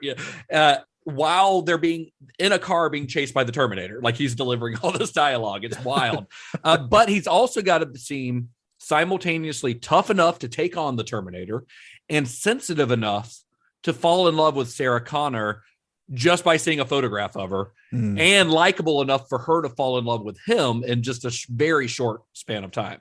You spelled it out perfectly, but yeah, he's got to have that vulnerable side where he's just like sitting there with a shotgun, but like makes you want to rub his back. Yeah. Give him a massage and like, oh, you were looking at my photo for so long. I want to have sex with you. Listen, I know that we may not make it out of this alive, but I know you did your best. That kind of thing. Also, I mean, I guess, she asked him if there was ever, a woman. Yeah, he is a virgin. She does take his virginity. I was about to say, it also feels like she's just like, God, you're probably going to die here. And I feel terrible that you'll die a virgin. So yeah, we got to do something about this. Also, I got stood up on a date earlier tonight, so I'm a little horny. Yeah. Saddle up, cowboy. Speaking of Sarah Connor, though, they've still got to get that role cast. For this role, Cameron had to find someone who could start the film as a sweet, regular girl. She's a waitress. She's kind of flustered. Her biggest concern is getting stood up on a date. That's kind of like the biggest thing in her life at the time. But by the end of the film, she's got to be making homemade bombs. She's got to be rallying an injured Kyle Reese to his feet. And she has to be able to convincingly deliver the line, "You're terminated, fucker." And do this within an hour and a half movie, an hour and 40-minute movie. Yeah. And that's another tough role. Cameron auditioned a bunch of actresses for the role. He had them come to Gale Ann Hurd's house, and they would run up and down the driveway so you could see how they looked fleeing the Terminator, because he knew there was going to be a lot of running in this movie. Some of the actresses who auditioned or were considered for the role included Jennifer Jason Leigh, who I honestly think would be pretty great in this role. Jessica Harper, who I love, the star of Phantom of the Paradise and Suspiria. Rosanna Arquette, Leah Thompson, who this would have been pre Back to the Future. Yeah, would have been. The role would ultimately go to Linda Hamilton, who was at the time a little known actress. She had just finished filming Children of the Corn, which was kind of her first big movie. But at the time she was auditioning for this, it had not come out yet. So nobody knew her from that yet. I meant to say this earlier, but he talks about that casting is a huge deal for him in this. And this connects actually to some other stuff. So I loved it because you mentioned Dan O'Bannon earlier, and I love this. But he said, when he was talking about the effects and stuff, there was one thing I read. He said, quote, "Science fiction films are notoriously under budgeted until George Lucas came along. What happened, though, is that filmmakers have become hardware happy. The earlier movies told their stories through characters. And I think that earlier approach is better. Today's audience is being taken on a roller coaster ride where they sit there waiting to see an incredible special effect. They don't care what's going to happen next to the people because the filmmakers didn't create believable characters for whom the audience can really care for. With some of the smaller films coming out now, movie makers are realizing they have to concentrate on the people in the story." He said the most excellent example for him of this was The Dead Zone. So I loved that quote just because he connects it right back to Cronenberg there. Yeah. But if you think about that quote and then think about Cameron's films, you do realize how character focused they really are. Like when I think of the Terminator, obviously we think of Arnold, but we think of Linda Hamilton very much. First and foremost, to me, even, but that comes to my mind when somebody says the Terminator more so than the special effects or the action scenes. Same thing with Aliens. I'm thinking of Ellen Ripley. I'm thinking of Newt. I'm thinking of Michael Bihn's character, whose name I can't remember right now. But those are what come to mind to me when I think of Aliens. And then I think of Ellen Ripley in a power loader fighting the alien queen. I mean, because he makes them about those characters in those situations. He says in this movie, there's a love story at the heart of this movie. Yeah. To put it in a nutshell, I would call it a romantic nightmare. He said more work was spent from a writing and acting standpoint, trying to make the people believable in an everyday setting, both in the future and in the present. These are people who get up, eat their Wheaties, complain about how much money they're not getting at work. Then something incredible happens to them and the future drops down on them like a bag of bricks. The female lead, Linda Hamilton, goes from being a coffee shop waitress, a student, to where you see that she has to have the potential to be a world leader. This is what she's going to become. It's a very strong role for a woman, not one of these cliche female characters that has been in so much evidence recently. And that was like very much, this is like an early Terminator interview where he's saying this. This is like very much at the heart of what he's trying to make here. That's very cool. So he would kind of finish off the casting by, he's got some other smaller roles that he's got to cast. He finds a role for his friend Lance Henriksen, who's cast as a police detective. Paul Winfield plays his partner. These are the guys who are kind of investigating the Sarah Connor killings, the phone book murderer, as they call him. Earl Bowen, who had a role in Battle Beyond the Stars. If you remember, Gary, remember the aliens that are all white? There's like 5 of them. They speak in a hive mind. He's the main one of those. Earl Bowen, who he plays the criminal psychologist, Dr. Silberman. I did not notice that. Yeah, but that's Earl Bowen. He's wild. in Battle Beyond the Stars. And we mentioned him before, but even Cameron's old pal, Bill Paxton, appears in a small role as a punk who gets destroyed by the Terminator at the beginning of the film. I love that in the first scene we get of the Terminator killing people, he doesn't have any guns and he just literally punches a hole in a guy's body. Brings his entire forearm out covered in blood. I was really thinking about this time. I was like, he punches him so hard his fist just goes through him.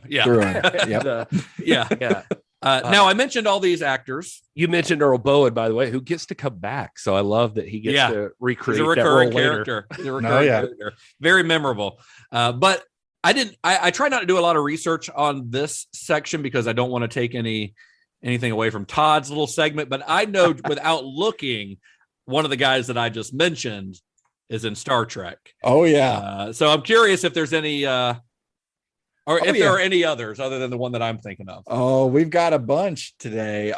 There's actually quite a few. And I'll just go ahead and dive right in. Mr. Joe Farrago, or maybe Farrago, whatever. Why not? He plays a TV anchorman here in The Terminator. He was in Star Trek VI, The Undiscovered Country in 1991. He did second best Star Trek movie. Yeah. He did some stunt work on that movie. And then we've got one of the other punks, not Bill Paxton, but Brian Thompson. Brian Thompson's in everything. Yeah, he's in a ton of stuff. He got started in Star Trek on The Next Generation, season 2, episode 8, A Matter of Honor from 1989 as Clang. Isn't he the serial killer in Cobra? Doesn't he play the serial killer in Cobra? I think he does. Yeah, I think he plays Shao Kahn in Mortal Kombat, I believe. Oh yeah. He's in a lot of stuff. I mean, like 80s and 90s. If it's an action movie, Brian Thompson's in there somewhere. Oh yeah. Well, he didn't stop just at Next Gen. He was also Klingon helmsman in Star Trek Generations. That was in 1994. That's right. He did 2 episodes of Deep Space Nine, and that was To the Death, season 4, episode 22, which was directed by LeVar Burton, and Rules of Acquisition, which was season 2, episode 7 in 1993. That's a Ferengi episode. That is definitely a Ferengi episode. I mean, this guy looks, his face is made for that kind of stuff. Oh yeah. Like he's made to play bad guys, and he's made to be under prosthetics. For sure. And then he finished out in the franchise on Star Trek Enterprise. He did 3 episodes in season 4. That was episode 12, 13, and 14, Babel 1, United, and the Anar, where he plays Admiral Valdor. Then we've got Dick Miller as the pawn shop clerk that Arnold shows up and kills him. Yeah, we hadn't mentioned Dick Miller, but that's an old Corman alum. Oh, and, Dante. Yeah, Joe Dante loves that guy. Yeah. Yeah, he started in the franchise also on Next Gen with season 1, episode 11, The Big Goodbye. That's the one where they go in and Picard is playing Tommy Gun Dixon. So they're the holodeck? Is it a holodeck that's episode? a holodeck episode. Okay. That's a fun one. And then he also did 2 episodes. Why can't somebody in the future be named Tommy Gun Dixon? Right. So Dick Miller also did 2 episodes of Deep Space Nine. It was season 3, episode 11 and 12, Past Tense, parts 1 and 2. Part 2 was actually directed by Jonathan Frakes. And this isn't Star Trek, but it's so rare to find somebody who's done some really cool animation. Dick Miller was also the voice of Chucky Saul in Batman Mask of the Phantasm in 1993, which is still to this day one of my favorite Batman movies. I love that so much. Dick Miller is an absolute legend. I mean, he's in Little Shop of Horrors, the original, so that links back to that. But yeah, I mean, he is a mainstay in Roger Corman, and because of his status in Roger Corman movies, he became a mainstay in Joe Dante's movies, who I think he might have been in everything Joe Dante did. At least I think Dick Miller died a couple years ago, like 2019 yeah, he was pretty old, like in his 90s, but so he lived a good, long, successful life. But one of my favorite character actors of all time. Love that guy. Nice. And then we've got Earl Bowen as Dr. Silverman. He did some work on Next Gen as well, season 2, episode 2, Where Silence Has Lease. That was in 1988. And after that, he had 3 different Star Trek video games. Star Trek Voyager Elite Force in 2000, Star Trek Armada 2 in 2001, and Star Trek Bridge Commander in 2002. Every time you mention Star Trek video games, they sound made up. Yeah, it does. I just love that this might be somebody's first episode and somebody was just like, Jesus, okay, we get it. Lots of people are in Star Trek. We went through a whole David Cronenberg series and had like 2 people. Hardly no one was in there. And now somebody's first episode is going to be like, okay, like 50 fucking people each episode are going to be in Star Trek. We get it. That was the thought originally, I think. Yeah. It was also follow Computer Resume, which is Todd's Star Trek podcast. And I've been a guest on there a few times and have expressed my love for Hoshi, who now Todd sends me Instagram photos of constantly. And I get excited every time. I want to be the friend that gives you the awkward boners, Gary.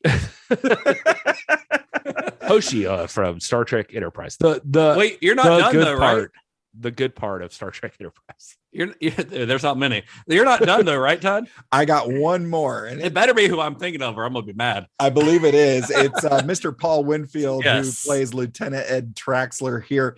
Wrath of Khan. Yes, he was in Star Trek 2, The Wrath of Khan, 1982, as Captain Clark Terrell of the USS Reliant. He gets the earwig, or he gets whatever the earworm. The scene that more than any other movie scene that I've ever seen in my entire life, because I saw it at such a young age, has just traumatized me.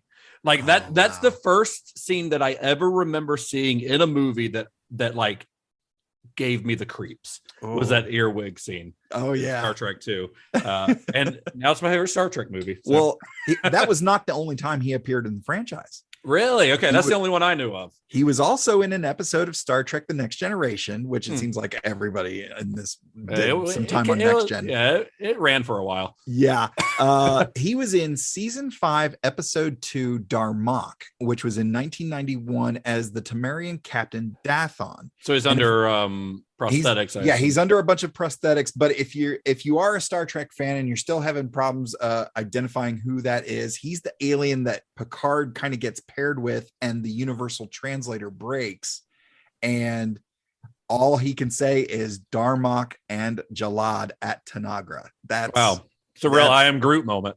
Yeah, very much. Well, it's the Temerians' dialect is actually based on metaphor. So they have to, to describe this situation, they're actually they use a different historical situation to describe it. Interesting. And I do not understand why so many Star Trek fans are virgins. Yeah, it's so weird. The interesting fun fact for that episode is going to be that Winfield had trouble remembering his lines, and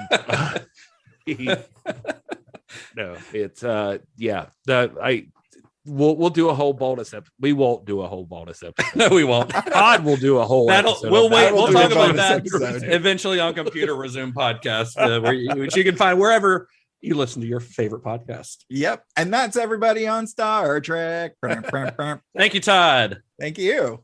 All right. So with this cast assembled, it was time to start shooting finally. But there was one little problem, and that was a guy named Dino De Laurentiis. Always a problem. Always a fucking problem, this guy. You say that. No, Dino De Laurentiis is great. I mean, he's a opinionated producer. We've talked about him lots of times on the podcast, most recently in our last series, David Cronenberg. He was involved in that a little bit. But De Laurentiis in this situation, where he comes in, he's the producer of Conan the Barbarian, one of his biggest hits at the time. And it turned out that there was a preemptive option in Arnold Schwarzenegger's contract on that film, which what that means is that Schwarzenegger was contractually obligated to appear in the sequel to that film, which was Conan the Destroyer. So that meant, Conan the Barbarian was a hit. We're going to roll on a sequel. We're getting Arnold back in, and he has to come back. He's contractually obligated to do so. So that means that if James Cameron wants to keep Schwarzenegger as his Terminator, which he's pretty sold on at this point, then he's going to have to wait 9 months for the star to complete the new Conan movie. Now, 9 months is a long time, but it's not quite long enough to make another movie. But it is long enough to take on a few other writing gigs. So Cameron starts circulating his Terminator script as a writing example. Starts meeting with producers, showing them the script. This is what I can do. And what some of those producers that he met with were David Giler and Walter Hill.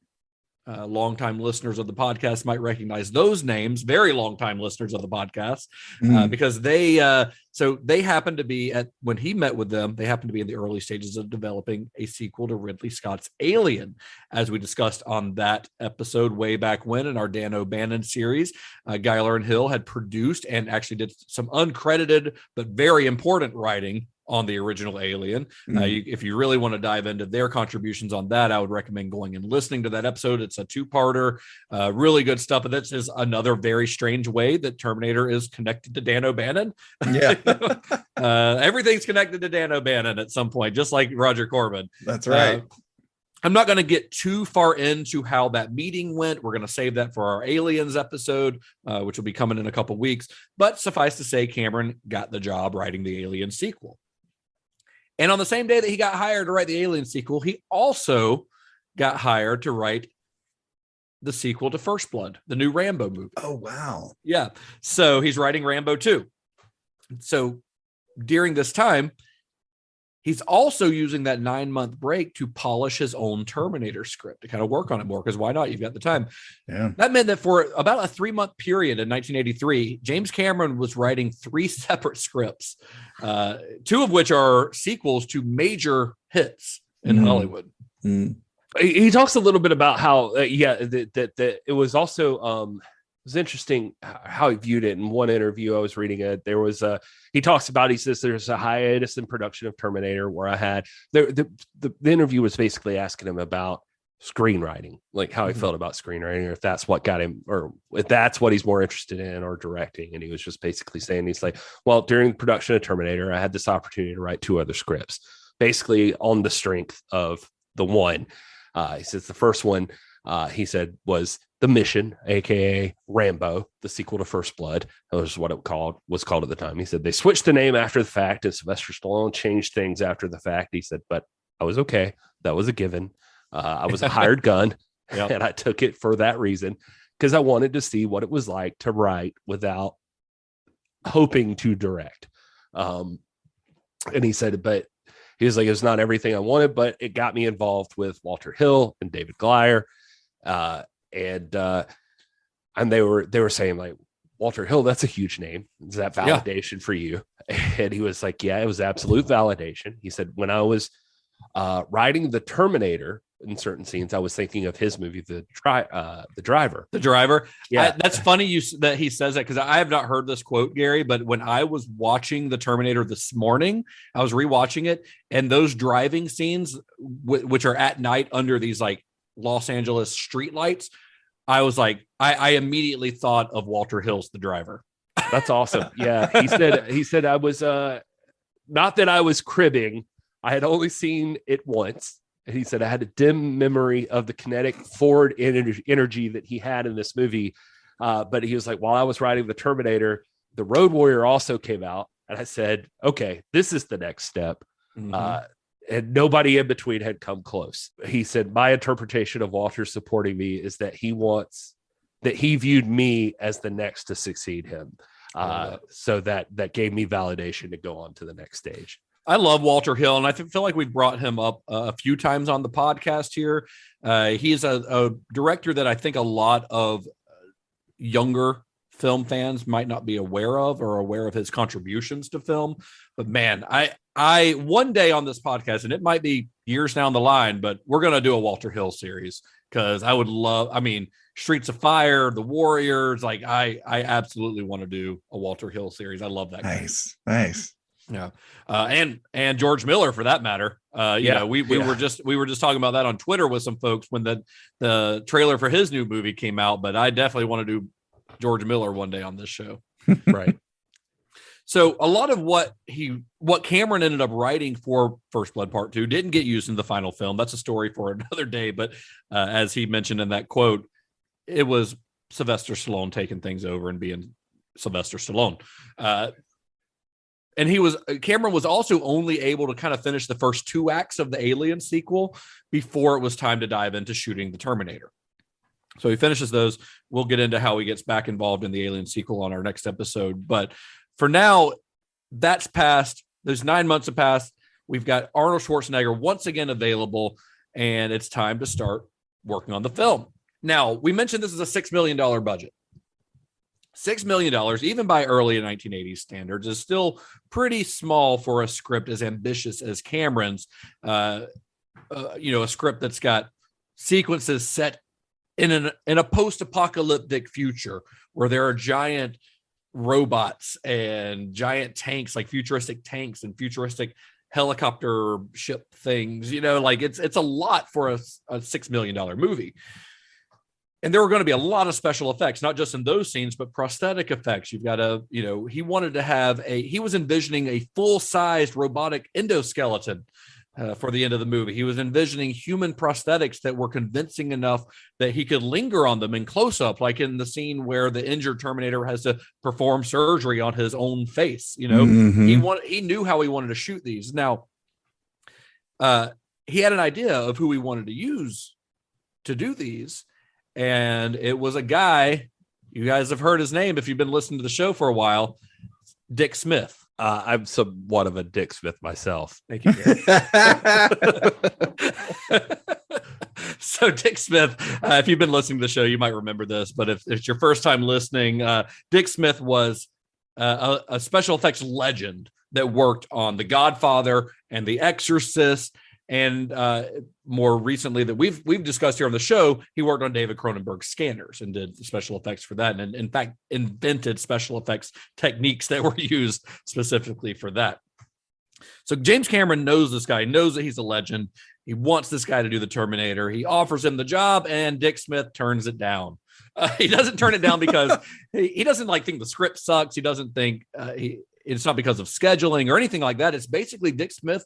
His reason was that he didn't think he could do it. He thought that this was out of his skill set. He's like, I'm a makeup artist. I can do bladder work, that kind of special effect, but I do prosthetics. I don't build animatronic robots. That's not my thing. It's not what I do. So he was turning it down, not because he didn't have faith in the project, just because he thought that somebody else could do a better job than him. And he suggested his friend, Stan Winston. Now, when you talk about legends of the makeup effects industry, there are a few names that often come up. Dick Smith is one of those. Rick Baker is one of those who we've talked about here on the show. Tom Savini, who we did an entire series on. Greg Nicotero, Rob Bottin. And Stan Winston is one of those names that will always be near the top when you're having that discussion. Absolutely. If you look at his career, he'd go on to work on stuff like Predator, Edward Scissorhands, Jurassic Park. I mean, he created the dinosaurs in Jurassic Park. He didn't direct a lot of movies, but he did Pumpkinhead, which I love, which stars the great Lance Henriksen. It's a great movie. Nice. I really love Pumpkinhead. And we've already talked about him here on the podcast because of his work on Dead and Buried. That was back in our Dan O'Bannon series. Toby Hooper's Invaders from Mars. He created the goofy, fun-looking aliens and that, which are the best part of that movie, I think. In fact, when he was approached about the Terminator, he had just finished Dead and Buried. And he had also recently received his first of many, many, many Oscar nominations for his makeup work on an Alan Arkish film called Heartbeeps. I don't know if you guys are familiar with Heartbeeps. Alan Arkish is another Roger Corman alum. He directed Rock and Roll High School.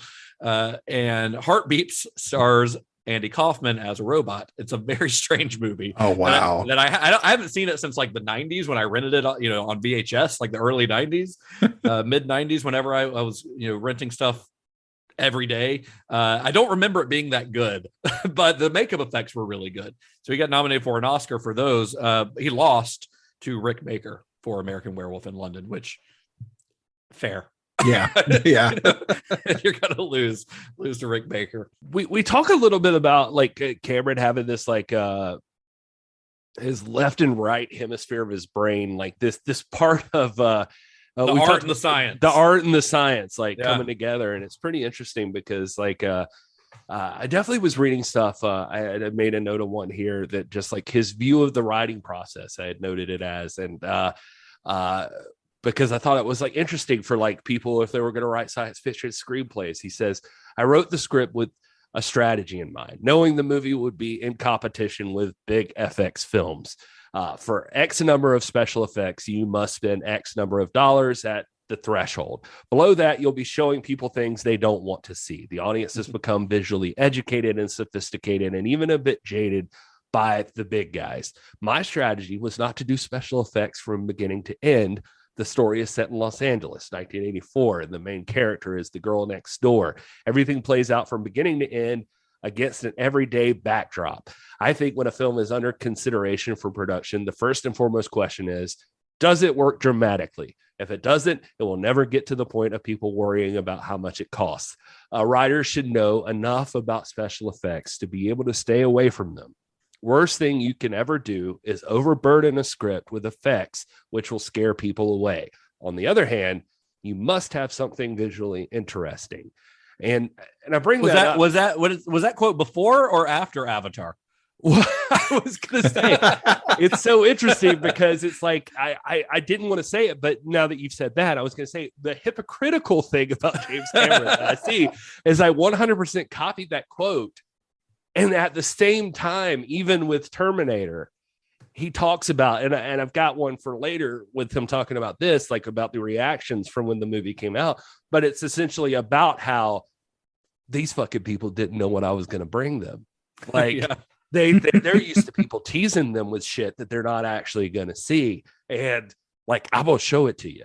Like I'm gonna give it to you. And, well, I think the way that he writes this, he wrote the script to the Terminator with the effects in mind. I mentioned earlier that I've been watching his masterclass. I highly recommend it if you feel like splurging on something. The masterclass. I got myself a subscription to it because there's James Cameron, there's Martin Scorsese, David Lynch. If some of my favorite directors are going to teach me how to make movies, even if I don't really have any aspirations to make movies, it still helps me to understand the way movies are made.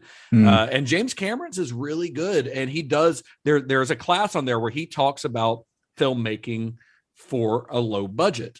And he wrote the Terminator knowing that he wasn't going to have a lot of money for the special effects. That's why he set it in modern day. He set it in Los Angeles. He knew that he could shoot on location because a lot of it's out on the streets. He doesn't have to build sets. He can save his money for the effects that he was going to include, most of which come at either the end of the film or in the flash forward to the future. How about this? Maybe it's just my mind, just like wreaking havoc because we're doing such a long ass episode on the Terminator, but I love this movie. But what if it's that the exact reverse happens on Avatar? And I know this is a discussion for Avatar, but what if it's like, I'll take a story that has been tried and true, and I already know the story's there. So now I can fuck around in the effects. Yeah. Because we've got the dramatic and show them something they've show. never seen before. Yeah. Yep. We already know the drama works. Yeah. So now let's do like as much crazy shit as we can do visually. Yeah, maybe. So Cameron and Winston, they meet about the special effects. Obviously the budget's a point of conversation, but they instantly clicked. They saw like-minded individuals in each other. They both saw someone that was very artistic, very intelligent, and a little bit crazy. It's basically the way that they describe it. They were bros. They had a bromance, just like Cameron and Arnold had a bromance, just like Cameron and Bill Paxton had a bromance. You know, like he's making buddies left and right here. Him and Lance Henriksen. He's for all the talk about James Cameron kind of being a dick on the set, he's got a lot of buddies. And this may or may not have anything to do with your pockets, but Mr. Cameron, if you're listening right now and you need a new friend, I am also here. I would like to offer my services as your friend. I would like to be buddies with you. But Winston, he read Cameron's script and he was kind of looking for a challenge. He wanted to do something a little bit more than what he had done, which had mostly been prosthetic work. He wanted to move a little bit further than that. And Cameron's script provided the challenge that he was looking for. Now, usually when you talk about a special effects guy on a movie, when you bring in a Rick Baker, you have Rick Baker design. Rick Baker reads the script. Rick Baker reads about the flesh television that you've written in your Videodrome script, and then he visualizes what that's going to actually look like based on the script's description. That's how that usually works. Now, in the case of the Terminator, normally that would be Stan Winston reading the script and coming up with the visual look of the Terminator based on how it's described in James Cameron's screenplay, right? But Cameron, as we've said, it was an accomplished visual artist, and he had already created several detailed drawings of what he thought the cyborg should look like, which began back in that night in Rome when he was having his fever dream and started furiously sketching this dream out on the hotel stationery. He knew what he wanted this thing to look like. So Stan Winston's job was basically to refine this into something that could be created physically. So him and Cameron, they kind of go back and forth on this design, tweak it here and there.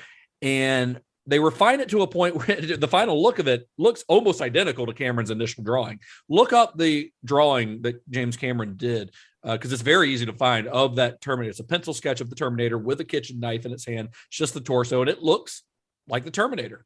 I mean, it really does. Wow. So Stan Winston basically had to turn that into a 3D reality. They had to build it.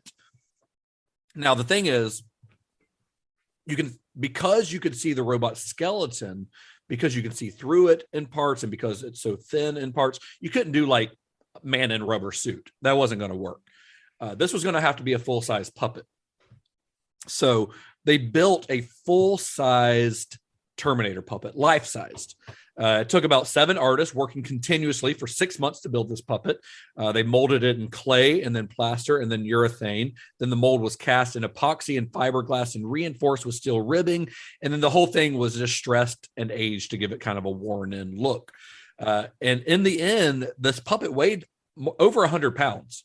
Wow. This thing. Yeah, it's pretty wild. Now, obviously, there are also scenes where it's stop motion, like where you can see the full body all in one frame. It's stop motion, which, has aged like stop motion normally does. You can tell it's stop motion, but it's part of the charm of the effect in the Terminator, in my opinion.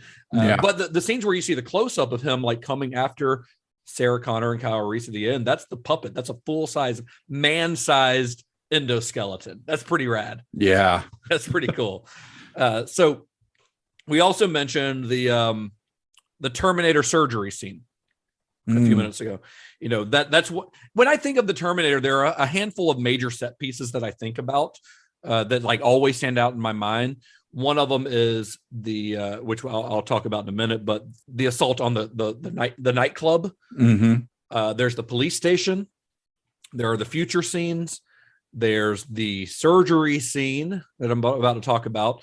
and there's the end of the movie where the endoskeleton comes out.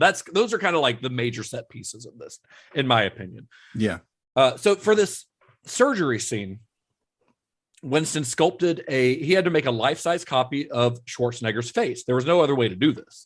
He made a life-size copy of Schwarzenegger's face in various poses using silicone, clay, and plaster. And then they had to basically film the scene in a way that they could cut back and forth between Arnold and this thing. Because not only do you have the face, he's missing an eye at that point, or he carves out his eye, and obviously that's a fake head. And the way they did that is, so they've got the puppet, they've got this head that looks like Schwarzenegger, and it's animatronic, and you've got a hand here like above one eye holding the what is it called, an X-Acto knife, the other hand holding the eye kind of apart so that he can work the surgery.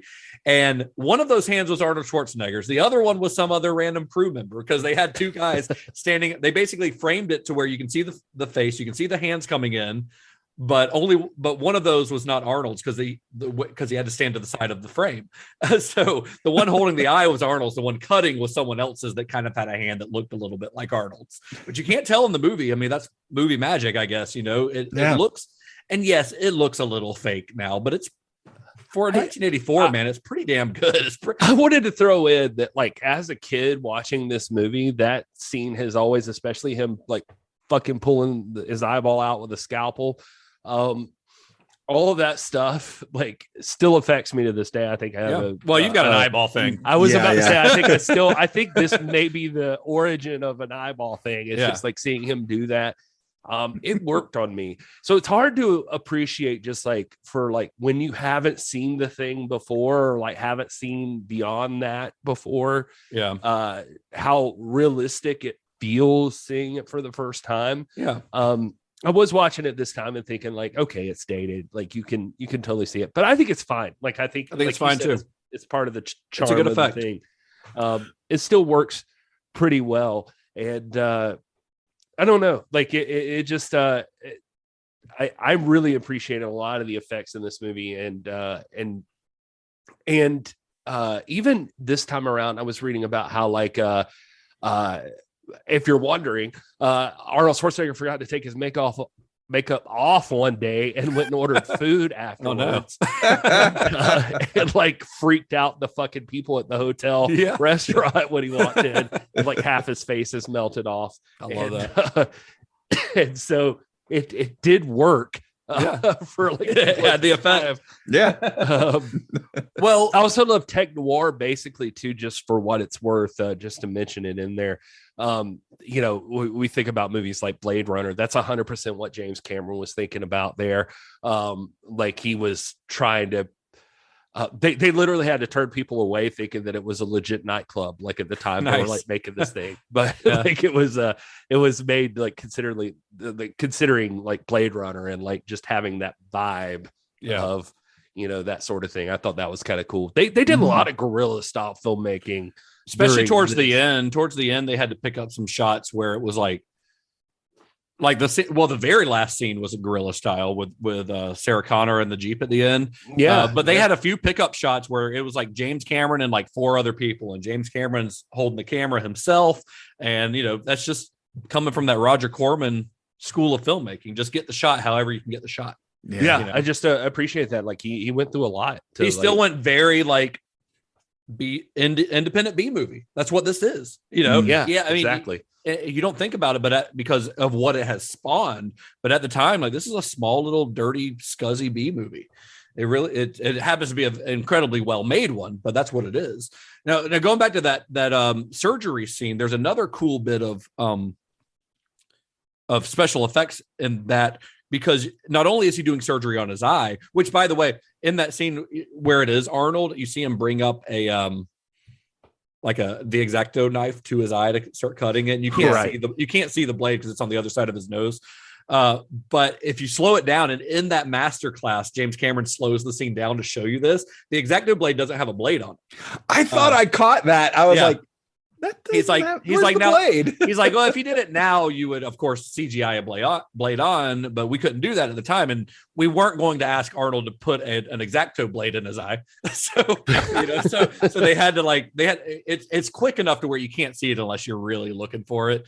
But yeah, but the other part of that scene I wanted to mention was he's doing surgery on his arm as well. He's been injured, and the way that scene is done is they have Arnold sit down at a table, put his hand down, and they establish it where you see the whole table. So you can see that there's not like a hole in it or anything like that, right? He puts his hand down, and then in the next shot, Arnold's arm is hidden.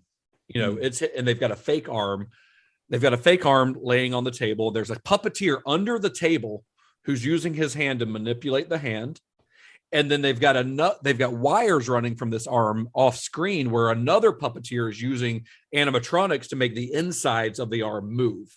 It's really cool. And they sketched that out on a storyboard.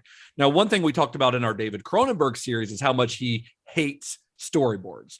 James Cameron is the opposite. James Cameron storyboards the shit out of everything because he's using a lot of effects, and he knows, especially coming from that Roger Corman background, he's like, if we map this out, we'll be able to see exactly where every dime is going. So he storyboards everything. He knows the movie in his head before he ever steps foot on a set. Wow. So it's just kind of cool doing these two series back to back, seeing very different approaches to filmmaking. I mean, we haven't even like dipped into time travel, but otherwise I will say that like James Cameron seems to have like so much thought put into every fucking thing. Did you see the stuff about like in the original script too? He even had a thing about like Sarah Connor had like a figure skating injury. Yeah, like she had a figure skating injury that there was like going to be a note about on like one of the readouts. And so she would have surgical pins like in her knee or something. And so the Terminator would go in, and each Sarah Connor that he kills, he's like hacking open the leg of the person. That's fucking cool. To look for the pins, because he just knew that like that's how you could identify the proper Sarah Connor was like these surgical pins. Wow. That's funny. I kind of love that. That kind of would have worked out because once they started filming, as Linda Hamilton, like a week before filming, she actually sprained her ankle, like severely sprained her ankle. So that could have actually worked out because she would have had a limp. Right. Possibly, right? Yeah. So, but they ended up having to basically rearrange the entire production schedule so that her running scenes would be filmed as late into the shoot as possible. And then even after the delay, she had to have her ankle taped every day and was reportedly in a great deal of pain for most of the filming of the Terminator. And you got to think at this point, but they couldn't let that stop them, right? So this movie started shooting in March of 1984. They were talking to Arnold in 1982. There have been 2 years of development from the time that they started working on this to the time that they actually filmed it. And part of that is because Arnold was unavailable for the better part of a year because he had to go back and shoot the other Conan movie. So they couldn't let Linda Hamilton getting a sprained ankle really stopped them. They had to kind of work around it. That there was a lot of necessity on this film because of the way they were having to shoot, because it was a low budget. There's a lot of night scenes. Most of the movie is at night, which the producers were at Orion. They were like, can we maybe just like do some daytime stuff because it's cheaper? And Cameron was adamant that this needs to be filmed at night. That was the vibe he was going for. And I think he's right. I think it works for this film. There's a lot of daytime stuff in Terminator 2, but I think that the nighttime stuff really works for what he's going for here. But it also meant that they're shooting overnight, so they're constantly fighting the clock, trying to get in as many shots as possible before the sun comes up. So it's not an easy shoot.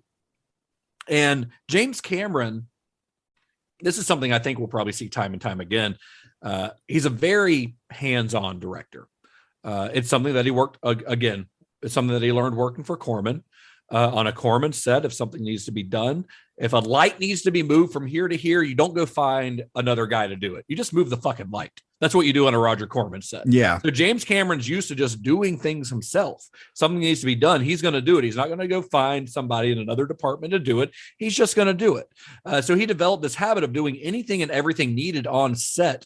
In fact, it's something he does through his whole career. By the time Avatar comes around, he's operating the camera, he's editing the footage, he's mixing the sound. Like he's a regular Robert Rodriguez on a $200 million budget by the time Avatar comes around.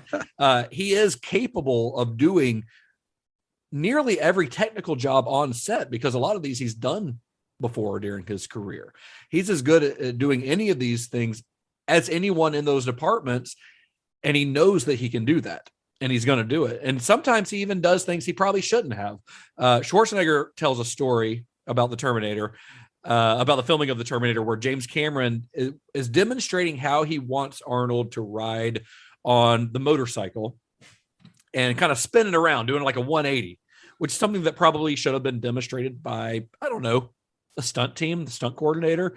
But Cameron didn't want to wait on a stunt coordinator, so he hops on the fucking motorcycle and does it himself. Goes, hey, this is how you want to do it, and he does it, and he could have gotten killed, But that's just who James Cameron is, I guess. That's so great. And if we're being honest, I think that's probably Cameron's machismo at play. Cameron is. We kind of joked about this earlier. Yes, he's an artist, he's an intellectual, but he's also very much like, I'm a man's man. I'm an adventurer. I ride motorcycles and I go deep sea diving. Yeah. So he reminds me of like what like some music producers would probably be like too. Like they're like if you watch Wayne's World 2, where like Christopher Walken plays the music producer, and I always think of who's the big bearded guy? I forget his name. The music producer. Rick Rubin. God, I couldn't think of his name. But like he can play like every fucking instrument in the building, and like he can kill it. But like in Wayne's World 2, where like the band, like Tia Carrere's like band's having trouble, like the guy's trying to get the solo, and Christopher Walken like takes the guitar. He's like, no, it'll be like this, and like just like wails on a solo. Right. So like that's what you're supposed to do. It gives it back to him. And you're like, Jesus, who is this guy? I feel like Cameron's like that's James Cameron. Yeah. Yeah, exactly. Yeah. Because even I mentioned that quote earlier where he was talking about like early on in his career, like you can take advantage, you get gonzo filmmaking, you get like a mentality of like you just got to go all in, and later on you got to delegate. But he in that same interview later on talks about like how he feels like in certain movies around the time he starts to see filmmakers delegate too much, and they're not in control of the nuances that make their film special. So like he does talk about this a lot, that he believes like him controlling certain things, like in a hands-on approach, give it texture that other filmmakers don't have. He says people can smell when something is too glossy or too packaged. They like underdogs. And so him being in control and building every aspect like makes a difference. It makes it an underdog movie for a production standpoint, that he's like hands-on so much on some of his stuff. Yeah. Well, while we're talking about the filming of the Terminator, I do want to mention a couple other scenes. There's the future war sequence. It's a little dated. It does feel it feels more low budget than anything else in the movie, but I still really like the look of it. That's Cameron using every technique at his disposal. They're making models, they're doing rear projection, and it's pretty impressive because this is 1984. CGI does not exist. That's not an option. So they have to do everything the old fashioned way. And I love the look of the future war stuff because of that. I also want to mention the tech noir scene, which is maybe my favorite sequence in the whole movie, just from a filmmaking standpoint, that dance club scene. The way that scene is constructed is like, you can tell James Cameron just knows what he's doing. He just knows how to construct a scene, because that scene, the way that it builds it, first of all, it takes place at a perfect time in the film, because the beginning of the film, you're following three separate storylines. You're following Sarah Connor, you're following Kyle Reese, and you're following the Terminator. That dance club scene is when all three of those converge in one place. And at this point in the film, you don't know who Kyle Reese is. You don't know that he's the good guy. He could very well be another bad guy, which is what Sarah Connor thinks, because she sees him kind of stalking her almost. So there's a lot of danger in the scene because of that. But the way that it's edited, it's kind of slowly moves into slow motion, where she realizes she sees Kyle Reese across the bar, and then the Terminator comes in, and you don't really know what's going on as a viewer. I'd say as a viewer in 1984, because you've never seen this movie, right? You don't know what's going on. It's an expertly edited scene.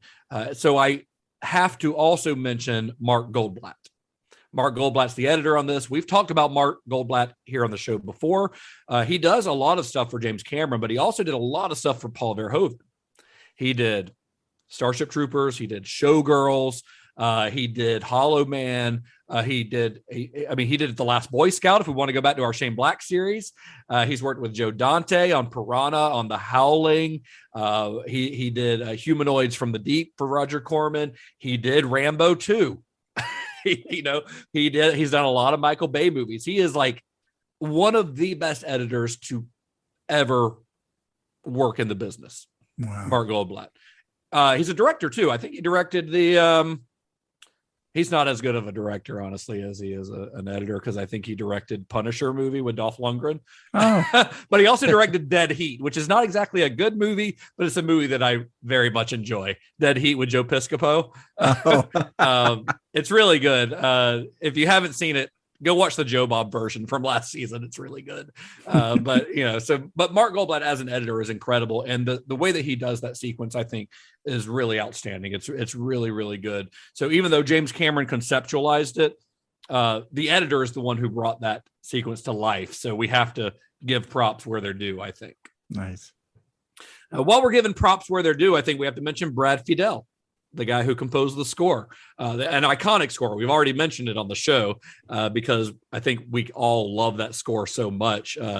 Brad Fiedel had mostly done television stuff before this. He'd done a couple of small indie films, but it was really his work on this film that set his career in motion. They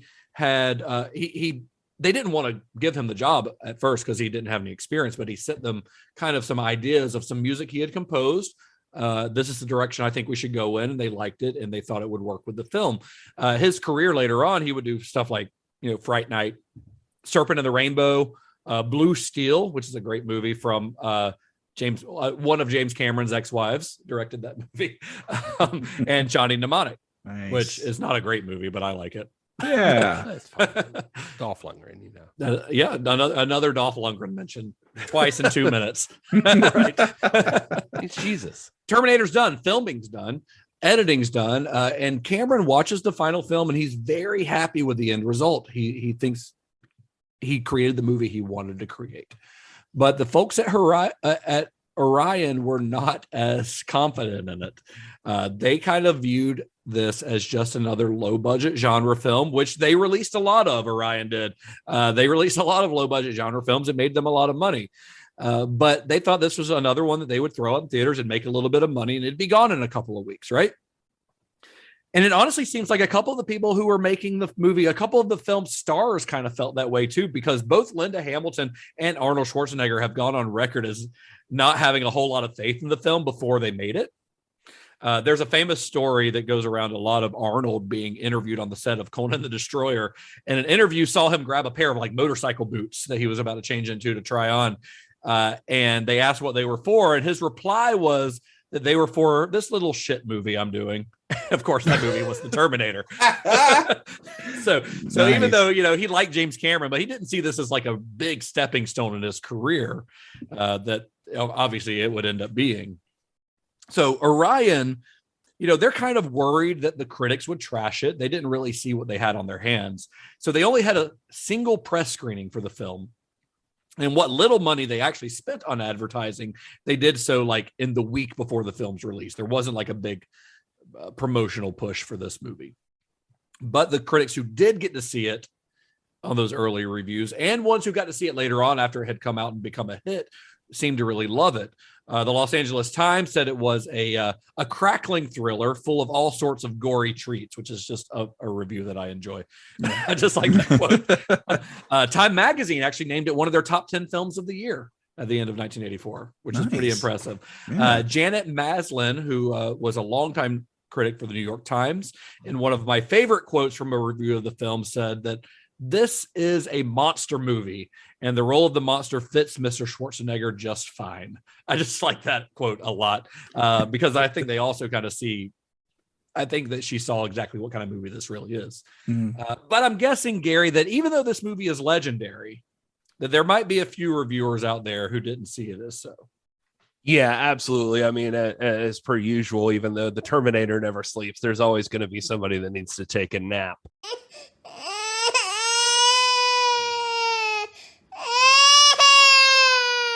I do want to mention though that in regards to the gore, like James Cameron like takes exception to that. He keeps saying like in interviews that like it's a gun and run, a shoot 'em up. Many people there's really not a lot of gore, but there isn't much gore. The violence is never rubbed in your face. It's done off screen and used for dramatic effect. He says, I think the audience will realize that all this violence is directed at an unkillable machine, not a man.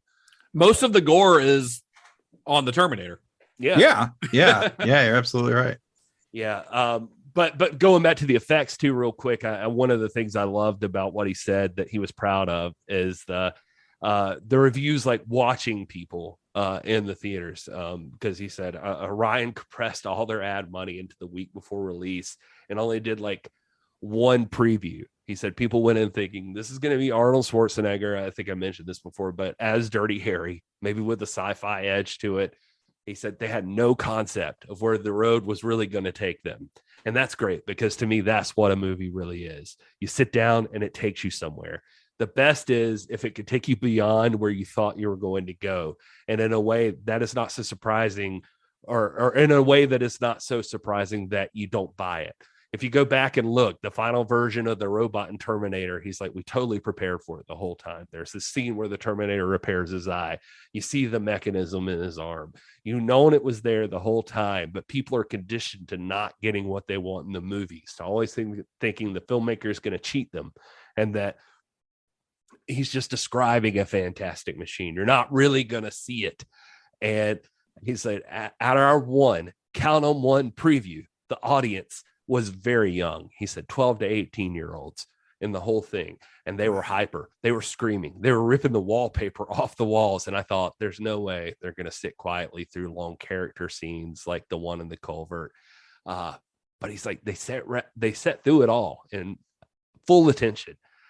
He said, my interpretation is that the overall sense of dread of this character constantly coming back is so well established. They might have been thinking the Terminator was going to walk in while Sarah and Kyle are talking, but at least they knew it had been established that what they said would have some bearing on the action. He was like really proud of like seeing, he's like, these are all young people watching this movie and they're like super into this movie, the whole thing, the whole time. And he's like, and then we give them what they don't expect, like that, which is the actual thing, like on screen. And I just always love that. Or when I was reading through stuff, I love that quote from him.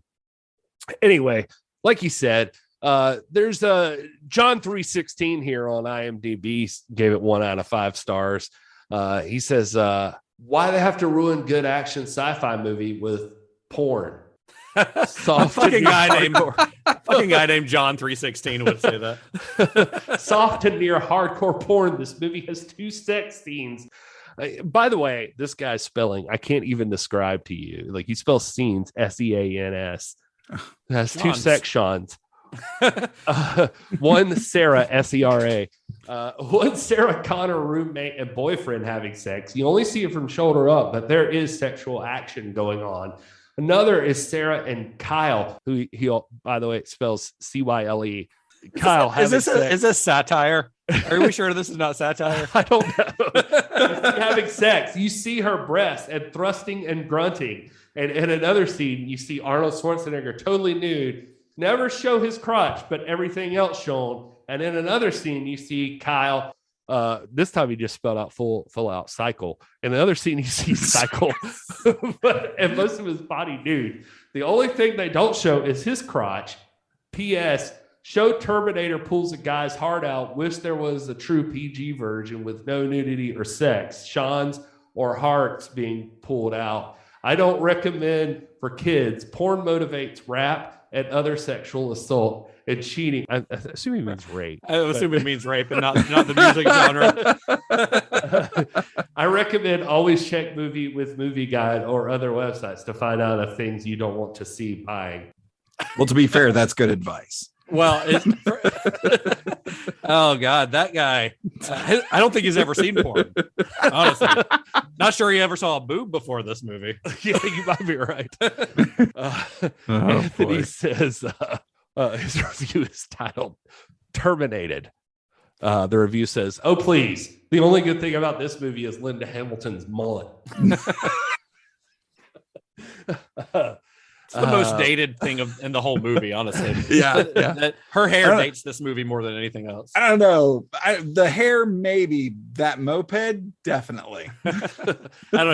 You don't live in my neighborhood. There's a lot of those mopeds around here. A lot of DUIs. Movie expert 005 says, "Waste of time and James Cameron the thief. Most movies from James Cameron are stealing from other movies. Terminator is stealing from Westworld, Gunslinger. Many action scenes from Terminator 2 are stealing from RoboCop. Abyss is only underwater, but it's stealing from Close Encounters of the Third Kind. True Lies is stealing from La Totale. Avatar is stealing from Dances with Wolves or Pocahontas. Titanic is stealing from A Night to Remember. Aliens is stealing from the original Alien. And Alita Battle Angel is stealing from iRobot with Will Smith. I don't like James Cameron. He is the Antichrist. And all of James Cameron movies are very boring and long." That sounds like some anti-James Cameron propaganda there. He didn't even direct Alita Battle Angel. Although that movie rules. The title of this review is "He'll Not Be Back on My Screen." All right. Points for that, honestly. All right. This film is really bad and badly aged, not for people who like visual effects or a strong plot. Bad editing, bad effects, terrible script, characters you don't care for. This film is aged like a dog turd in a milky basket. A milky basket. He said, "I think Wallace and Gromit did it better." Did they do a Terminator? I don't know. I'd like to see that. I like their werewolf movie. All right. Patrick Starr says 1 star. His name's Patrick Starr. He gives it 1 star. Literally rips off Back to the Future. Wow, a movie that came out 3 years later or 1 year later. Delcha Man says, "Just go back to the time John Connor was a baby, you dumb shit." All right. You're not wrong. Yeah, that's fair. Babies are very slow.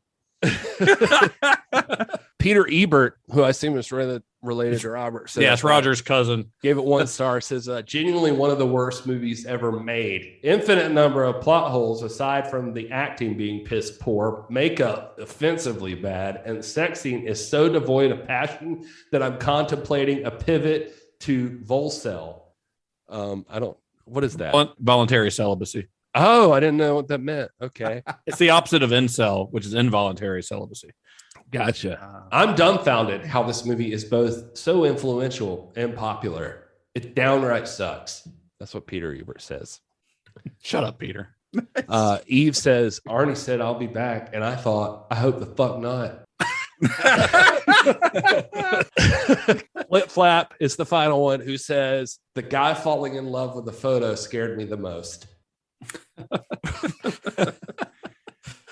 That it? That's it. All right. So that's all the people in movie reviews. When the film premiered on October 26, 1984, audiences quickly proved the folks at Orion wrong. Also quickly proved these goobers wrong, who Gary was just reading reviews of. The movie was very popular. It earned $4 million its opening week. That made it number 1 at the box office. It would continue its reign at number 1 the following week. And all in all, the film would end up grossing $78 million worldwide. Remember, that's on a $6 million budget. Wow. That's a hell of a profit. Yeah. And this is, again, the first of many times that Hollywood would doubt James Cameron only to have his project become a massive success. If the film was a hit at the box office, though, it was an even bigger hit on home video. Remember, this was like the golden age of VHS. And over the years, it has also begun to be considered a classic, even if I think nowadays it's kind of overshadowed by its sequels, especially Terminator 2. I feel like a lot of people overlook this one because of Terminator 2, but this movie I think does deserve to be discussed as an important film. Yeah. I really think so. I think The Terminator is one of those movies that sort of transcends its genre because of the sheer talent of its filmmaker. You know, this was considered by nearly everyone involved in its creation, except for Cameron, to be just another cheap little B movie. And I have to imagine a lot of folks who went to see it, critics and audiences, went in thinking kind of the same thing. You know, we're all similar ages, the three of us. We're all in, Todd, what are you, 37, 38? I'm 38. 38. And me and Gary are 40. So we're all close to the same age. And we're at an age where the Terminator, not the film, just the character itself, has always been around. Yeah. Basically. I mean, I was 3 years old when this movie came out. So Terminator has always existed. It's always been around. I think most of us were probably even introduced to the character through Terminator 2 before ever seeing the first. I know that's the case with me. I definitely saw Terminator 2 first. So we've always kind of known the character as this sort of pop culture icon. But imagine it's 1984 and you're going to see this movie and you have no expectations. You're just at the movies for what you think is going to be this fun little gritty sci-fi action movie. And what you get instead is an incredibly well-made, intense thriller that's meticulously constructed with a kind of pretty complex mind fuck of a plot that you're not used to seeing in these little movies. Yeah. Speaking of the plot, though, this is probably the point where we need to pause and allow Gary to probably rant about the time travel stuff in this movie. I know it's going to happen. Well, fire it up, Gary. Go for it. No, I mean, I mentioned the one review. Obviously, it's like, why not go here? I mean, there were reviews that I saw that people were like, why not go if you know that it doesn't work, which you would immediately, then why not send it back 10 years before that, or 10 years before that, or maybe to Sarah Kyle Connor's Reese grandparents, or Kyle Reese doesn't have a way to communicate with the future to tell them. No, right? I mean, you would. They would know immediately, because when they send Kyle Reese, if the machines don't just disappear, then they know that it hasn't worked. Yeah, or if the war is still going on, the machines should logically know that it didn't work. No. There's a lot of paradoxes in this. That I mean, honestly, like if Kyle Reese succeeded, then he would never be sent back. He would never be sent back. John Connor would never be born, or whatever. Maybe he would be born. Well, I don't know. I know he wouldn't be born. Well, even Jennifer, this time around, we were watching it and was like, well, what if the Terminator, like, what if he kills Kyle Reese before he has sex with Sarah Connor? Then I'm like, the John Connor doesn't exist. Yeah. Send Kyle Reese back, who can't die before impregnating Sarah Connor. Exactly. None of this because works. if he doesn't impregnate Sarah Connor, then John Connor doesn't send him back. Right. So it just to impregnate Sarah Connor. It's a loop. The universe implodes. It doesn't make any sense. You're right. But the only people that get this shit right are, I mean, obviously like Marvel now is kind of doing all right with it, because you're just like, oh, there's a million multiverses. Yeah. It's just like, all right, well, so it's not Kyle Reese does say that he comes from a possible future. And that single line could be interpreted in so many ways that you could probably talk your way around paradoxes because of that single line of dialogue. Could, except for that she still experiences everything she does to get to the point that she has a photo that he has later on in the future. And it's You're right. Listen. Not a possible future. It fucking happened. You have the photo. Like it doesn't make any sense. But here's the thing. I don't care. I will say this for the Terminator. The Terminator is so fun that and it's Terminator 2 that first led me down this path that made me. That's the one that started your thing with time travel. Because at the end of Terminator 2, when we get there, that's the one that like broke me for the first time. Where I'm really looking forward to any fucking sense. But time travel is it's tough. And Star Trek gets it right a little bit because they tend to you travel back in the past, you just create like a splintered timeline, or there's like Marvel multiverse. So it's like, oh yeah, now you can have the Chris Pine Kirk movies, and that's not the same timeline as the William Shatner Kirk movie. Why does he look different? Well, you look over that part. He's still the same guy. Okay. You get over that part. It's a different actor playing. Why does James Bond look different? James Bond is a whole different thing. It was something with the GMOs in the food, and that's James Bond is a code name, and every James Bond is actually a different person. Exactly. That's the rumor going around. Yep. So anyway, don't. People don't want me to spend an hour on this. No, it doesn't fucking I think work. when we get to Terminator 2, I'm going to actually literally set a timer and say, you have 90 seconds to rant about this, Gary, and then we're done. It doesn't make any goddamn sense. It doesn't. None of this movie makes sense. Does that hurt your enjoyment of the movie? No, because it's so well made that I feel like you can look over that stuff, because who cares, honestly, in the long run? You're still telling a compelling story.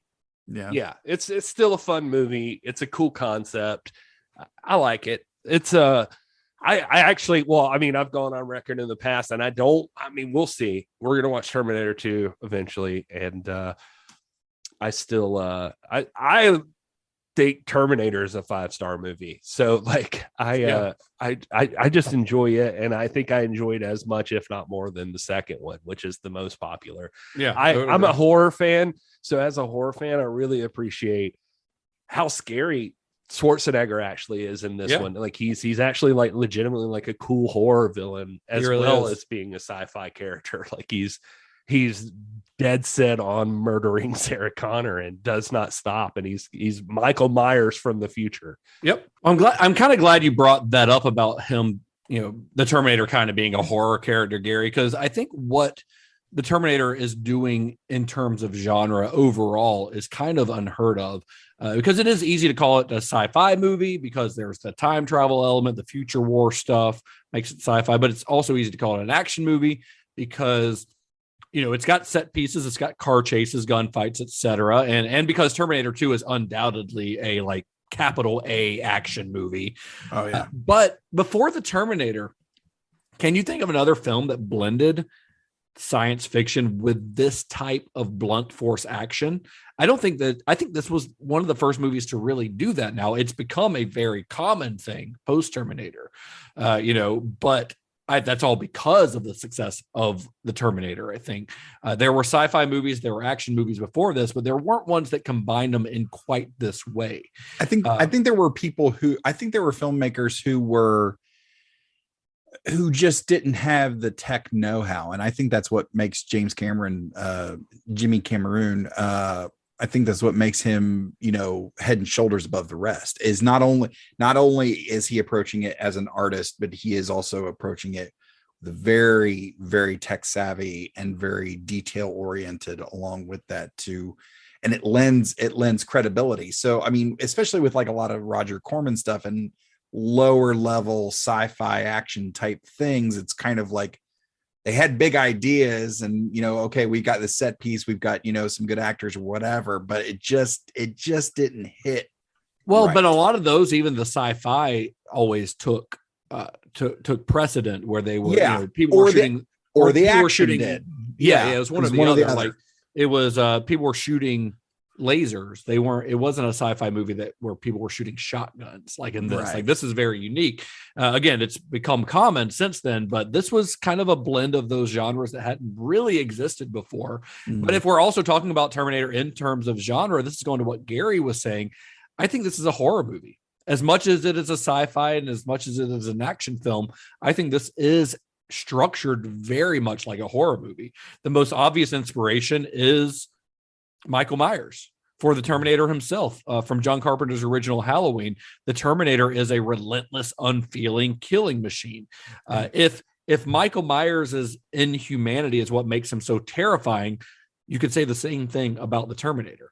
I think about things like movies like Jaws or even Gosh, I don't know. Like, I mean, more recently, like It Follows or something. Like the terrifying thing is this thing that just keeps coming and it never stops following you. Yeah, never that's stops all it coming after knows. you. Yeah, Yeah, and that's what the Terminator is. and I mean, the Terminator does that. I mean, hell, Sarah Connor is the final girl in this. She is the final girl who the Terminator even gets his like comeback scene at the end, like is so common in slasher movies, you know, only he comes back as a metal skeleton, but Yeah. he gets his comeback scene. And then But Sarah if you Connor were, gets, if you can insert yourself into the situation, I mean, the thing will not stop. It'll never stop. Until you blow it up until it literally is nothing. It will keep trying to kill you. It will. that's pretty scary.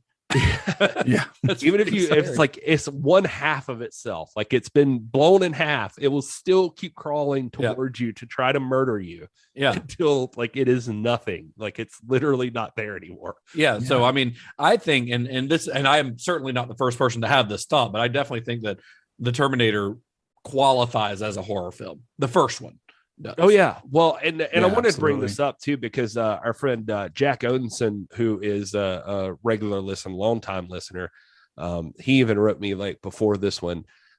He sent me a message and he was excited for us to cover this movie again because The Terminator is one of his favorite films. He was also he started the conversation talking about how I had never seen Titanic, and he said that quote, I too have been avoiding Titanic. Maybe I will watch it before your episode on it, only if I could do it for free though.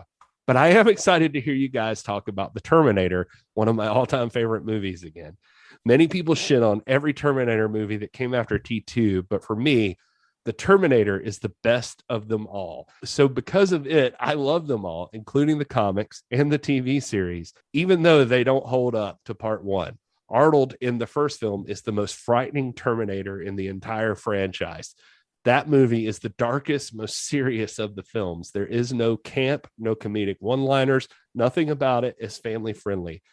When my daughter was little, I let her watch T2, but not the original Terminator for a long time. The T-1000 is a badass, but he is not the thing of nightmares like the T-800 from the original film. I agree with him. And he's right that there is no real humor in this. Very, very little, at least. Maybe a little bit towards the beginning. The "I'll be back" line is funny if you know what's coming. But on the first viewing, you don't know that he's about to drive a car into the police station, which I love that sequence, by the way. But you don't know that. Now, second time you see it, he says, "I'll be back." That's funny because you know he's going to be back with an entire car coming through the window. So that works in retrospect, which James Cameron actually designed the scene that way so that people would find that funny on their second viewing, which is pretty fun. But he's right. Like I adore Terminator 2, one of my favorite movies of all time. But it definitely has a lot more one-liners, a lot more levity to it. This Terminator is terrifying. He is a monster, and they even make him look monstrous, not just with the the damage on his face, but when he first flies off the car, when he's holding onto the car and flies off, his hair gets burned away and his eyebrows are gone. His eyebrows are gone, which makes it even more like really Michael scary. Myers. Yes, masky. it makes it more scary looking, which I think this is probably a good time to get into our further viewing segment because I think John Carpenter's Halloween would actually make a pretty great double feature with the Terminator. Right. But what do you guys think would make a good companion to this one? Well, Gary actually just mentioned it a second ago, Jaws. I love the idea of it's an animal, so it's not targeting them, but they're the only ones out there on the boat. Tell that to Jaws too. Right. Where it is very much targeting them. But I like the idea of the unstoppable killing machine. And yeah, my initial thought went to Jaws. I think you end up feeling for the characters in Jaws a little bit more. I think we see a little more of their humanity. I like because Terminator largely takes place at night, Jaws largely in the day. They're both, they are both to me summer movies. And I just, that would be my, not a bad choice. I would go Jaws, then Terminator. Cool. Yeah. Gary?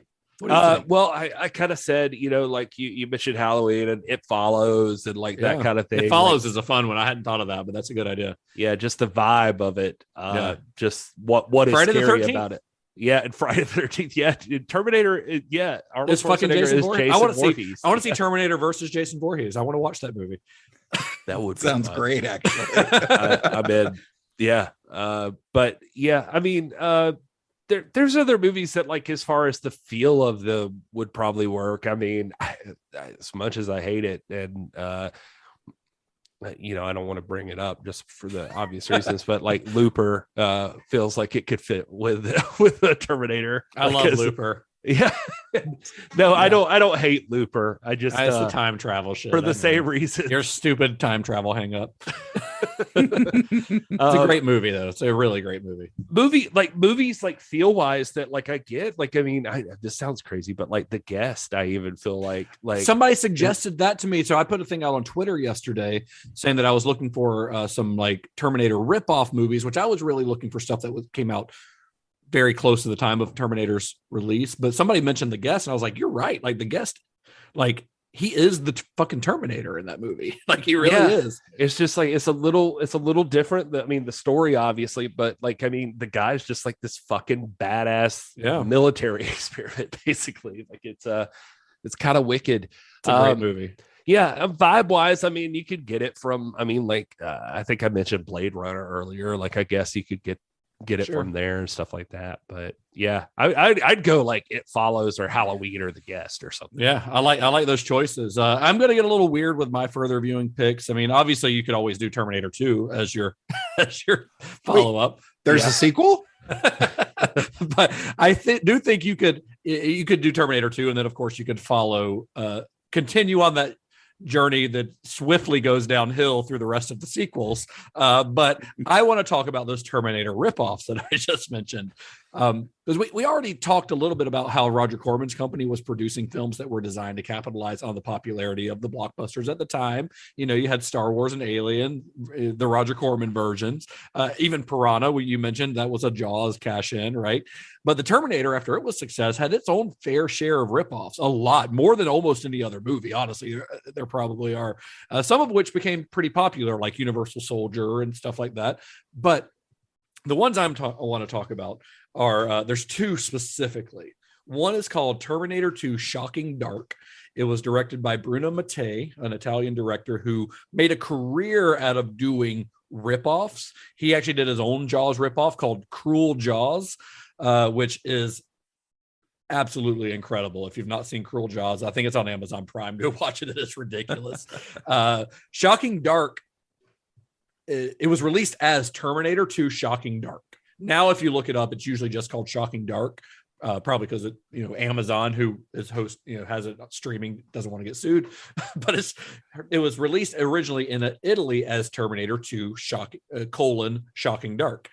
It came out in 1990, a year before Terminator 2, the legit Terminator 2 came out, because Bruno Mattei knew that James Cameron was working on it and rushed it into production to beat the real T2 into theaters, which I love. And it's not a good movie. None of his movies are, but it is incredibly entertaining. And it's honestly more of an Aliens ripoff than a Terminator ripoff. It's about a group of like soldiers in a post-apocalyptic Venice and there are these creatures that they're having to hunt. It's very much Aliens until the end, when there's the Aliens, cyborg reveal, like Bishop, in Aliens, spoiler alert, I guess. But there's a person who ends up being like a reveal like that, but they're essentially a Terminator.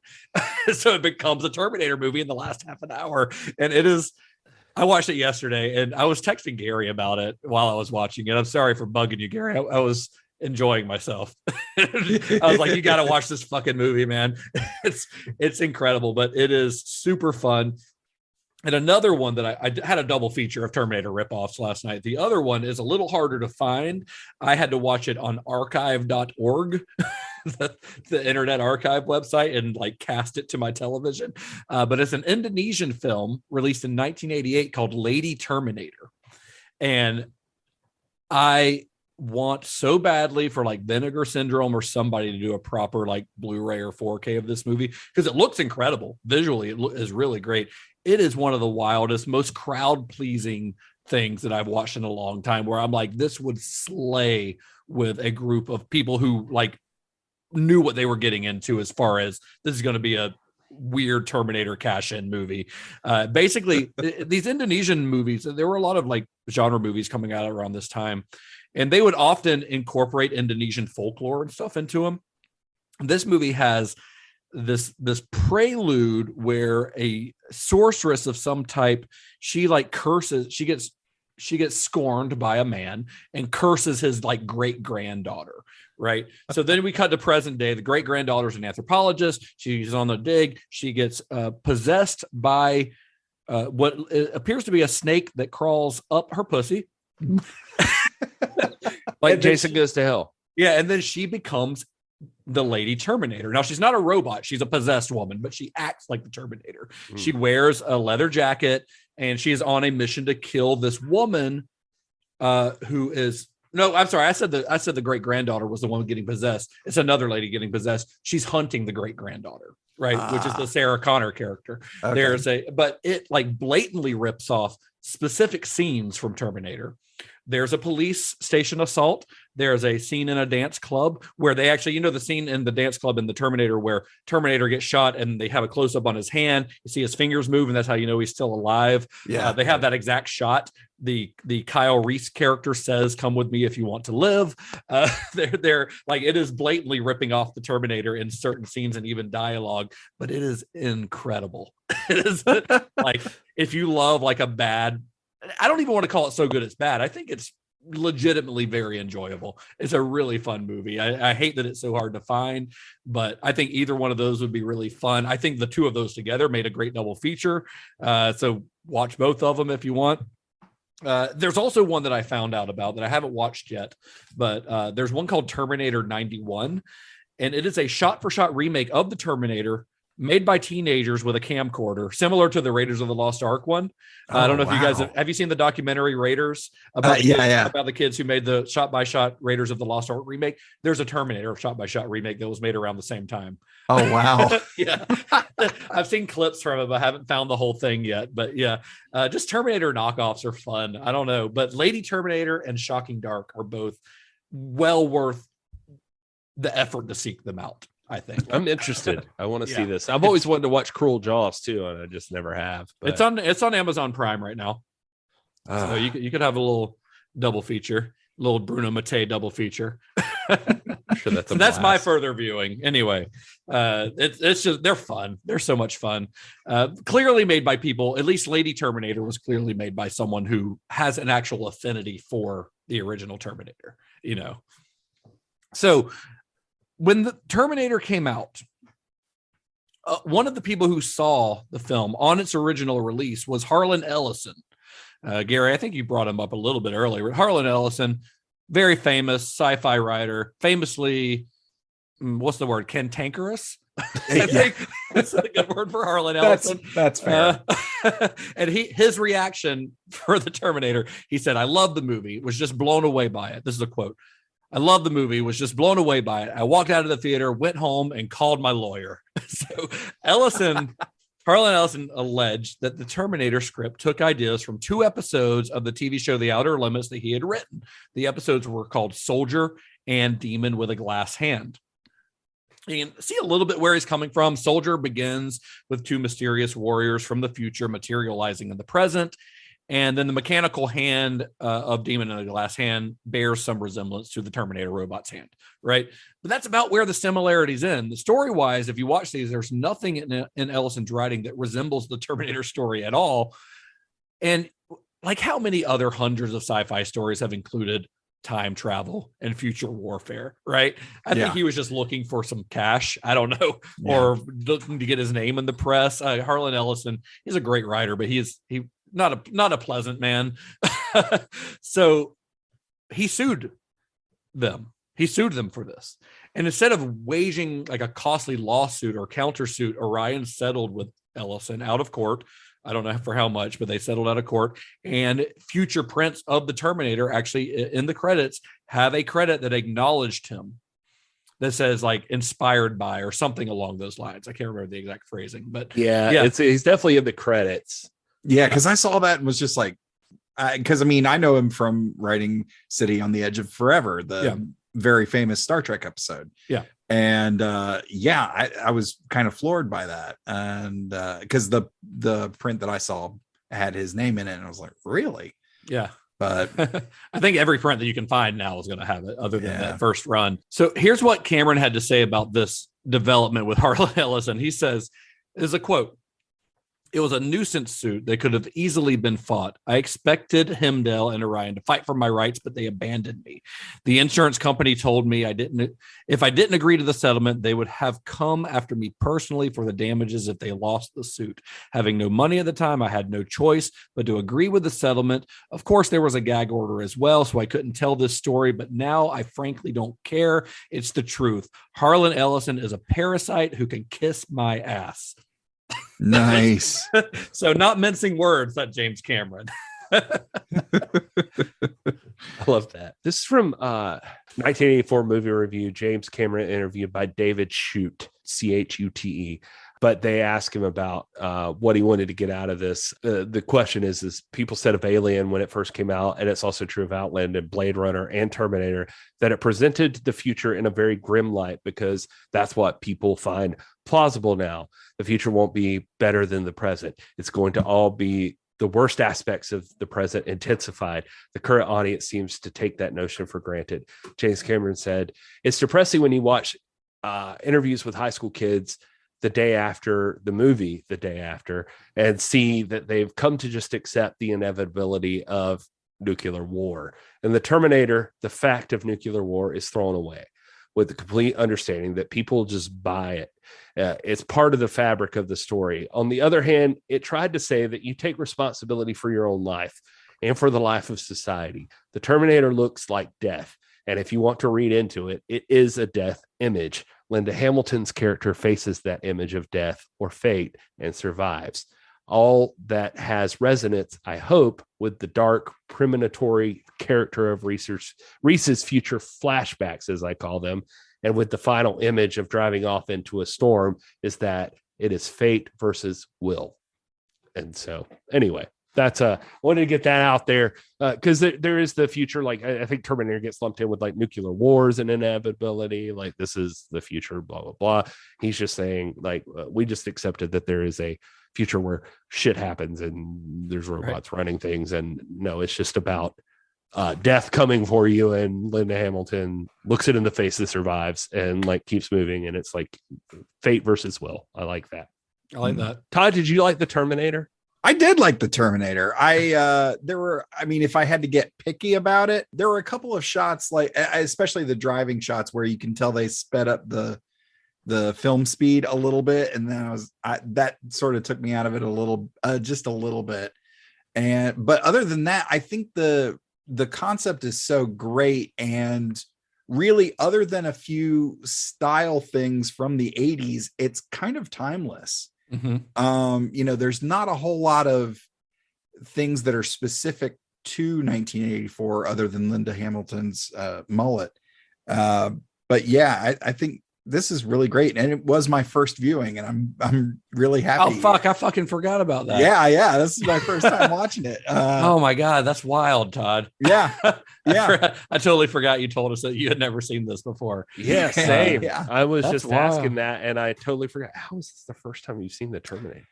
It's just one of those ones that slipped by me, So it was during post-production on the Terminator that Cameron and Gail Ann Hurd's relationship evolved from a professional one to a romantic one. Now, I mentioned he was married. I'm not sure exactly when that marriage dissolved, but at some point that marriage dissolved, and he started a romantic relationship with Gail Ann Hurd. And it seemed like the two were made for each other. They were both kind of adrenaline junkies. They would race each other down the LA freeways to meetings. He'd bought a Porsche with the money that he'd made off of the Terminator. She had a sports car, and they would race each other to meetings. Their date activities, including they would like go out to the desert and shoot AK-47s at firing ranges. They would ride horses. They'd go scuba diving. They were both like, they were kind of two peas in a pod, and they ended up getting married in 1985. The Terminator, of course, we all know, would spawn a franchise that would include 5 sequels so far. a TV show, which I happen to really enjoy, the Sarah Connor Chronicles. It was really good. Very underrated. It's really Yeah. good. A theme park ride, if you remember Terminator T2 in 3D, which was at Universal Studios back in the 90s. Not to mention countless video games, comic books, novels, toys, everything that you can put the Terminator face on has been out there. It is, I think, to this day, Arnold Schwarzenegger's most iconic role, although I think that might be more due to Terminator 2, even more so than this one. But I would say that, I mean, when he became the governor, they called him the Governator, right? Like, like he will always be known as the Terminator. But this is the movie that made him a star. You know, I mentioned this before, but he'd already been famous, but Terminator turned him into something more than human, almost. You know, he became like an icon. Like he is one of the most famous people who has ever lived. He would spend the next decade or so after the Terminator playing characters who were fundamentally unreal, even when they were technically supposed to be human, like the character in Commando, which came out a couple years after this. He technically is human in that, but he basically is the Terminator in that. He's just a good guy. And in the years following the Terminator, he became the biggest movie star on the planet. And it all started with a little $6 million B movie that nobody really had any faith in, including Arnold himself. But I also think that Linda Hamilton deserves just as much credit for the Terminator success as Schwarzenegger does. In the same way that we mentioned Halloween, I think that movie was successful largely because of Jamie Lee Curtis. Because she anchors the film in realism. Linda Hamilton anchors the film in realism. She gives it a heart. She's the audience surrogate, the ordinary person that's dropped into a crazy situation and she's forced to adapt to survive. And throughout the film, we see her toughen up. You know, I mentioned this when we were talking about her casting, but she is, by the end of the film, she's like a certified badass, you know, when she destroys the Terminator.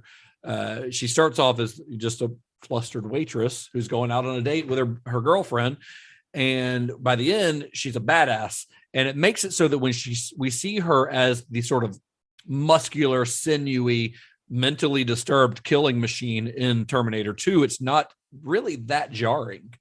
You know, you could believe that the person she becomes at the end of Terminator could be the Sarah Connor we see in Terminator 2, like the Jamie Lee Curtis Laurie Strode from 2018's Halloween. Right, like, exactly. She's just a badass. Like she's just a traumatized, fucked up lady who will kill you. I think all that's true. It's one of those situations where it's like, I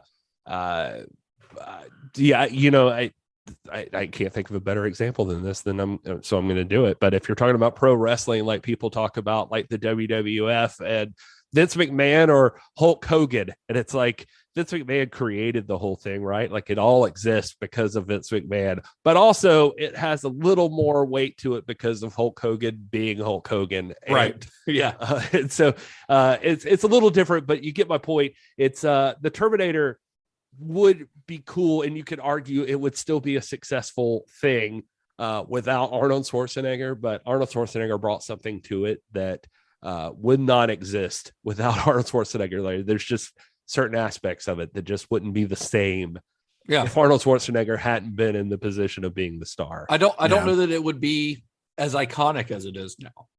I don't know that it would. I think James Cameron's an excellent director, so it probably would have still been successful, but would it have been as successful without Arnold in that lead role? If it were, say, Lance Henriksen in that lead role, I don't think it would have. I think Arnold brought something that elevated it to another aspect. I think it was much like your wrestling analogy. It was the combination of their talents that made it what it is. You know, it wasn't just one or just the other. It was either one of them are great, but bringing them together in this is what made this the project that it became. Yeah. All the quotable stuff, the likenesses, the imagery from the thing is like, it's just, that's as much Arnold as it is anything Cameron did, which is cool. You know, it's good. It launched James Cameron, and he's going to go on to make plenty of more money doing other things. And so is Arnold Schwarzenegger. Yeah. And Cameron has no complaints. I mean, I definitely found in the latter part of that last interview I was talking about, he says Terminator was in some ways the ultimate experience for me. I got to conceive the idea, write the script, have a deal made, storyboard the major scenes, go about creating those images and casting and sets, locations, then film it and compare the finished shots to the storyboards and see a satisfyingly similar type of image. For me, it was a clean sweep. I got to do every single thing I wanted to do. Yeah. And of course, this would lead to a sequel that we all know and love. That would be a few years away at this point, though. After the success of The Terminator, Cameron had gone from kind of a B movie nobody to Hollywood's golden boy all of a sudden, which put him in a unique position to choose his next film. He probably could have chosen just about anything he wanted, but there was still that Alien sequel that he'd been working on. And he was warned after the Terminator came out, he was kind of warned by Hollywood executives to not take that job. You don't need this now. This is going to be career suicide if you immediately follow up your success with a sequel to somebody else's film, because anything you do that's good on that film will just be linked to Ridley Scott. And if it's a bomb, that'll be blamed on you. That's what people were telling him. But Cameron, as we know, does whatever the fuck he wants to do. And he loved Ridley Scott's Alien, and he wanted to make the sequel. He said, it can't be enough that I created a whole franchise of shit. I've also want to be in every single discussion about sequels that are better than the originals. I want to be also considered in those conversations. I have to be everywhere. I mean, I don't think Aliens is better than the original. I'm just saying, like, when the conversation comes up about sequels that are better than the original, or sequels that are as good as the original, or any sequels that are at least good, that are at least in conversation. I mean, I don't either. I mean, I'm part of the rare breed that might think that the original Terminator is better than T2, but two of the movies that you'll hear come up in those conversations are T2 and Aliens. Just wait till Avatar: The Something of Water comes out, I guess. That's a whole other thing we're gonna have to dig in. You never know. Later on. Yeah, but it's true. You never know. But the story of Aliens, which is the movie we'll be covering on our next episode, of course, it does once again show Cameron proving the establishment wrong. They told him not to take this gig. He did it, and he proved them wrong. Yeah. I feel like we're gonna say that on every episode, but that's what we'll be talking about on our next episode. I really appreciate everyone listening to this extra long episode. There was a lot to cover here, not only on Terminator, but on James Cameron's career. And I think all that early stuff we talked about in this episode about his days with Roger Corman and working on Piranha 2, I think all that feeds into what he accomplished on the Terminator. So I think it's a very important part of his story for that very reason. So we appreciate you all listening along for this long episode. I don't appreciate you at all. I don't mean that. This is an extra long episode. We could have split into two parts like we did with Alien, but you know, you guys got patience. We believe that people will just, you start and stop it. Yeah, you don't have to listen to it all in one go. Yeah. I haven't been. Yeah. I don't listen to any podcast that way. I haven't been listening to Justin talk all in one go here. I've just been like zoning in and out when I reading his own notes every now and then. Yeah. I'm just like, I think this will fit here. And sometimes it doesn't, sometimes it doesn't. It gets lucky. And Todd, he's been sleeping most of the time.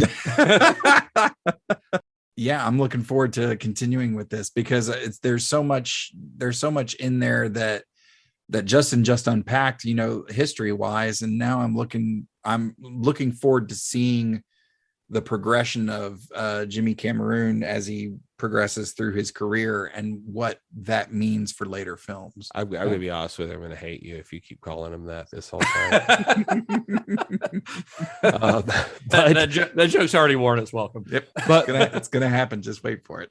but I will say, I just tried to judge you for not seeing the Terminator, and we're also going to hit on Titanic, which is arguably just as huge, and I've never seen it. So it's the highest grossing movie of all time, Gary.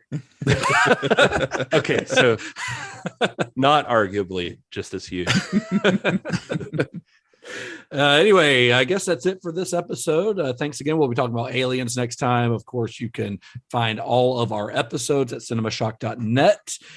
We just recently kind of redesigned the website, tried to make it a little more streamlined. So it looks great. Thanks, man. I tried. You can find that at cinemashock.net. You can find all our episodes plus links to Discord and our t-shirt shop and all that stuff. You can also find us at cinema_shock on Twitter and Instagram.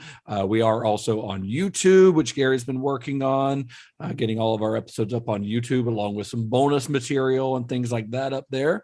And of course, subscribe, like, all that stuff. Please tell your friends. If you have friends who are into movies, who are specifically into like film history and genre film history, and you think that they would be into the stories behind these movies, like the making of the Terminator, just share this podcast with them, share this episode with them, or look back in our archives and share another episode that you know that they're into, that they might enjoy hearing about how it was made. Where can you guys be found on the internet for any of our listeners to follow? Well, you can check out more Star Trekky goodness on my podcast, the Computer Resume podcast, where we cover the entire franchise in chronological order. And you can reach the show at Computer Resume on all of the socials. You can find the show pretty much anywhere you download podcasts. And I am at Mr. Todd A. Davis on Facebook, Twitter, Instagram, Letterboxd, and D&D Beyond. I am at This Is Gary Horne on all of the things. Anywhere you can find that name, it's probably me. Also TIPW show. Also at the at TIPW show, not the TIPW show. TIPW show, his wrestling podcast. That's wrestling. And I do stuff for the NWA sometimes at NWA. Not the rap group. Not the rap group. Yeah, not for lack of trying. Although if they offered you the job, I don't know. It feels like easy way to get canceled if I keep saying I'm one of the NWA. So I don't know. I am at Justin_Bishop. Again, find the show at Cinema Shock everywhere. Until next time, may the wings of liberty never lose a feather.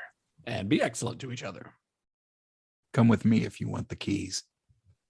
Nice and simple. I like it. That was good. I am impressed. Thank you. I was gonna do a whole big long drawn out one, but it was just like this whole episode's long and drawn out. So that's good. Good choice. I like right before that though. You said I was gonna big it, so I wanted to see.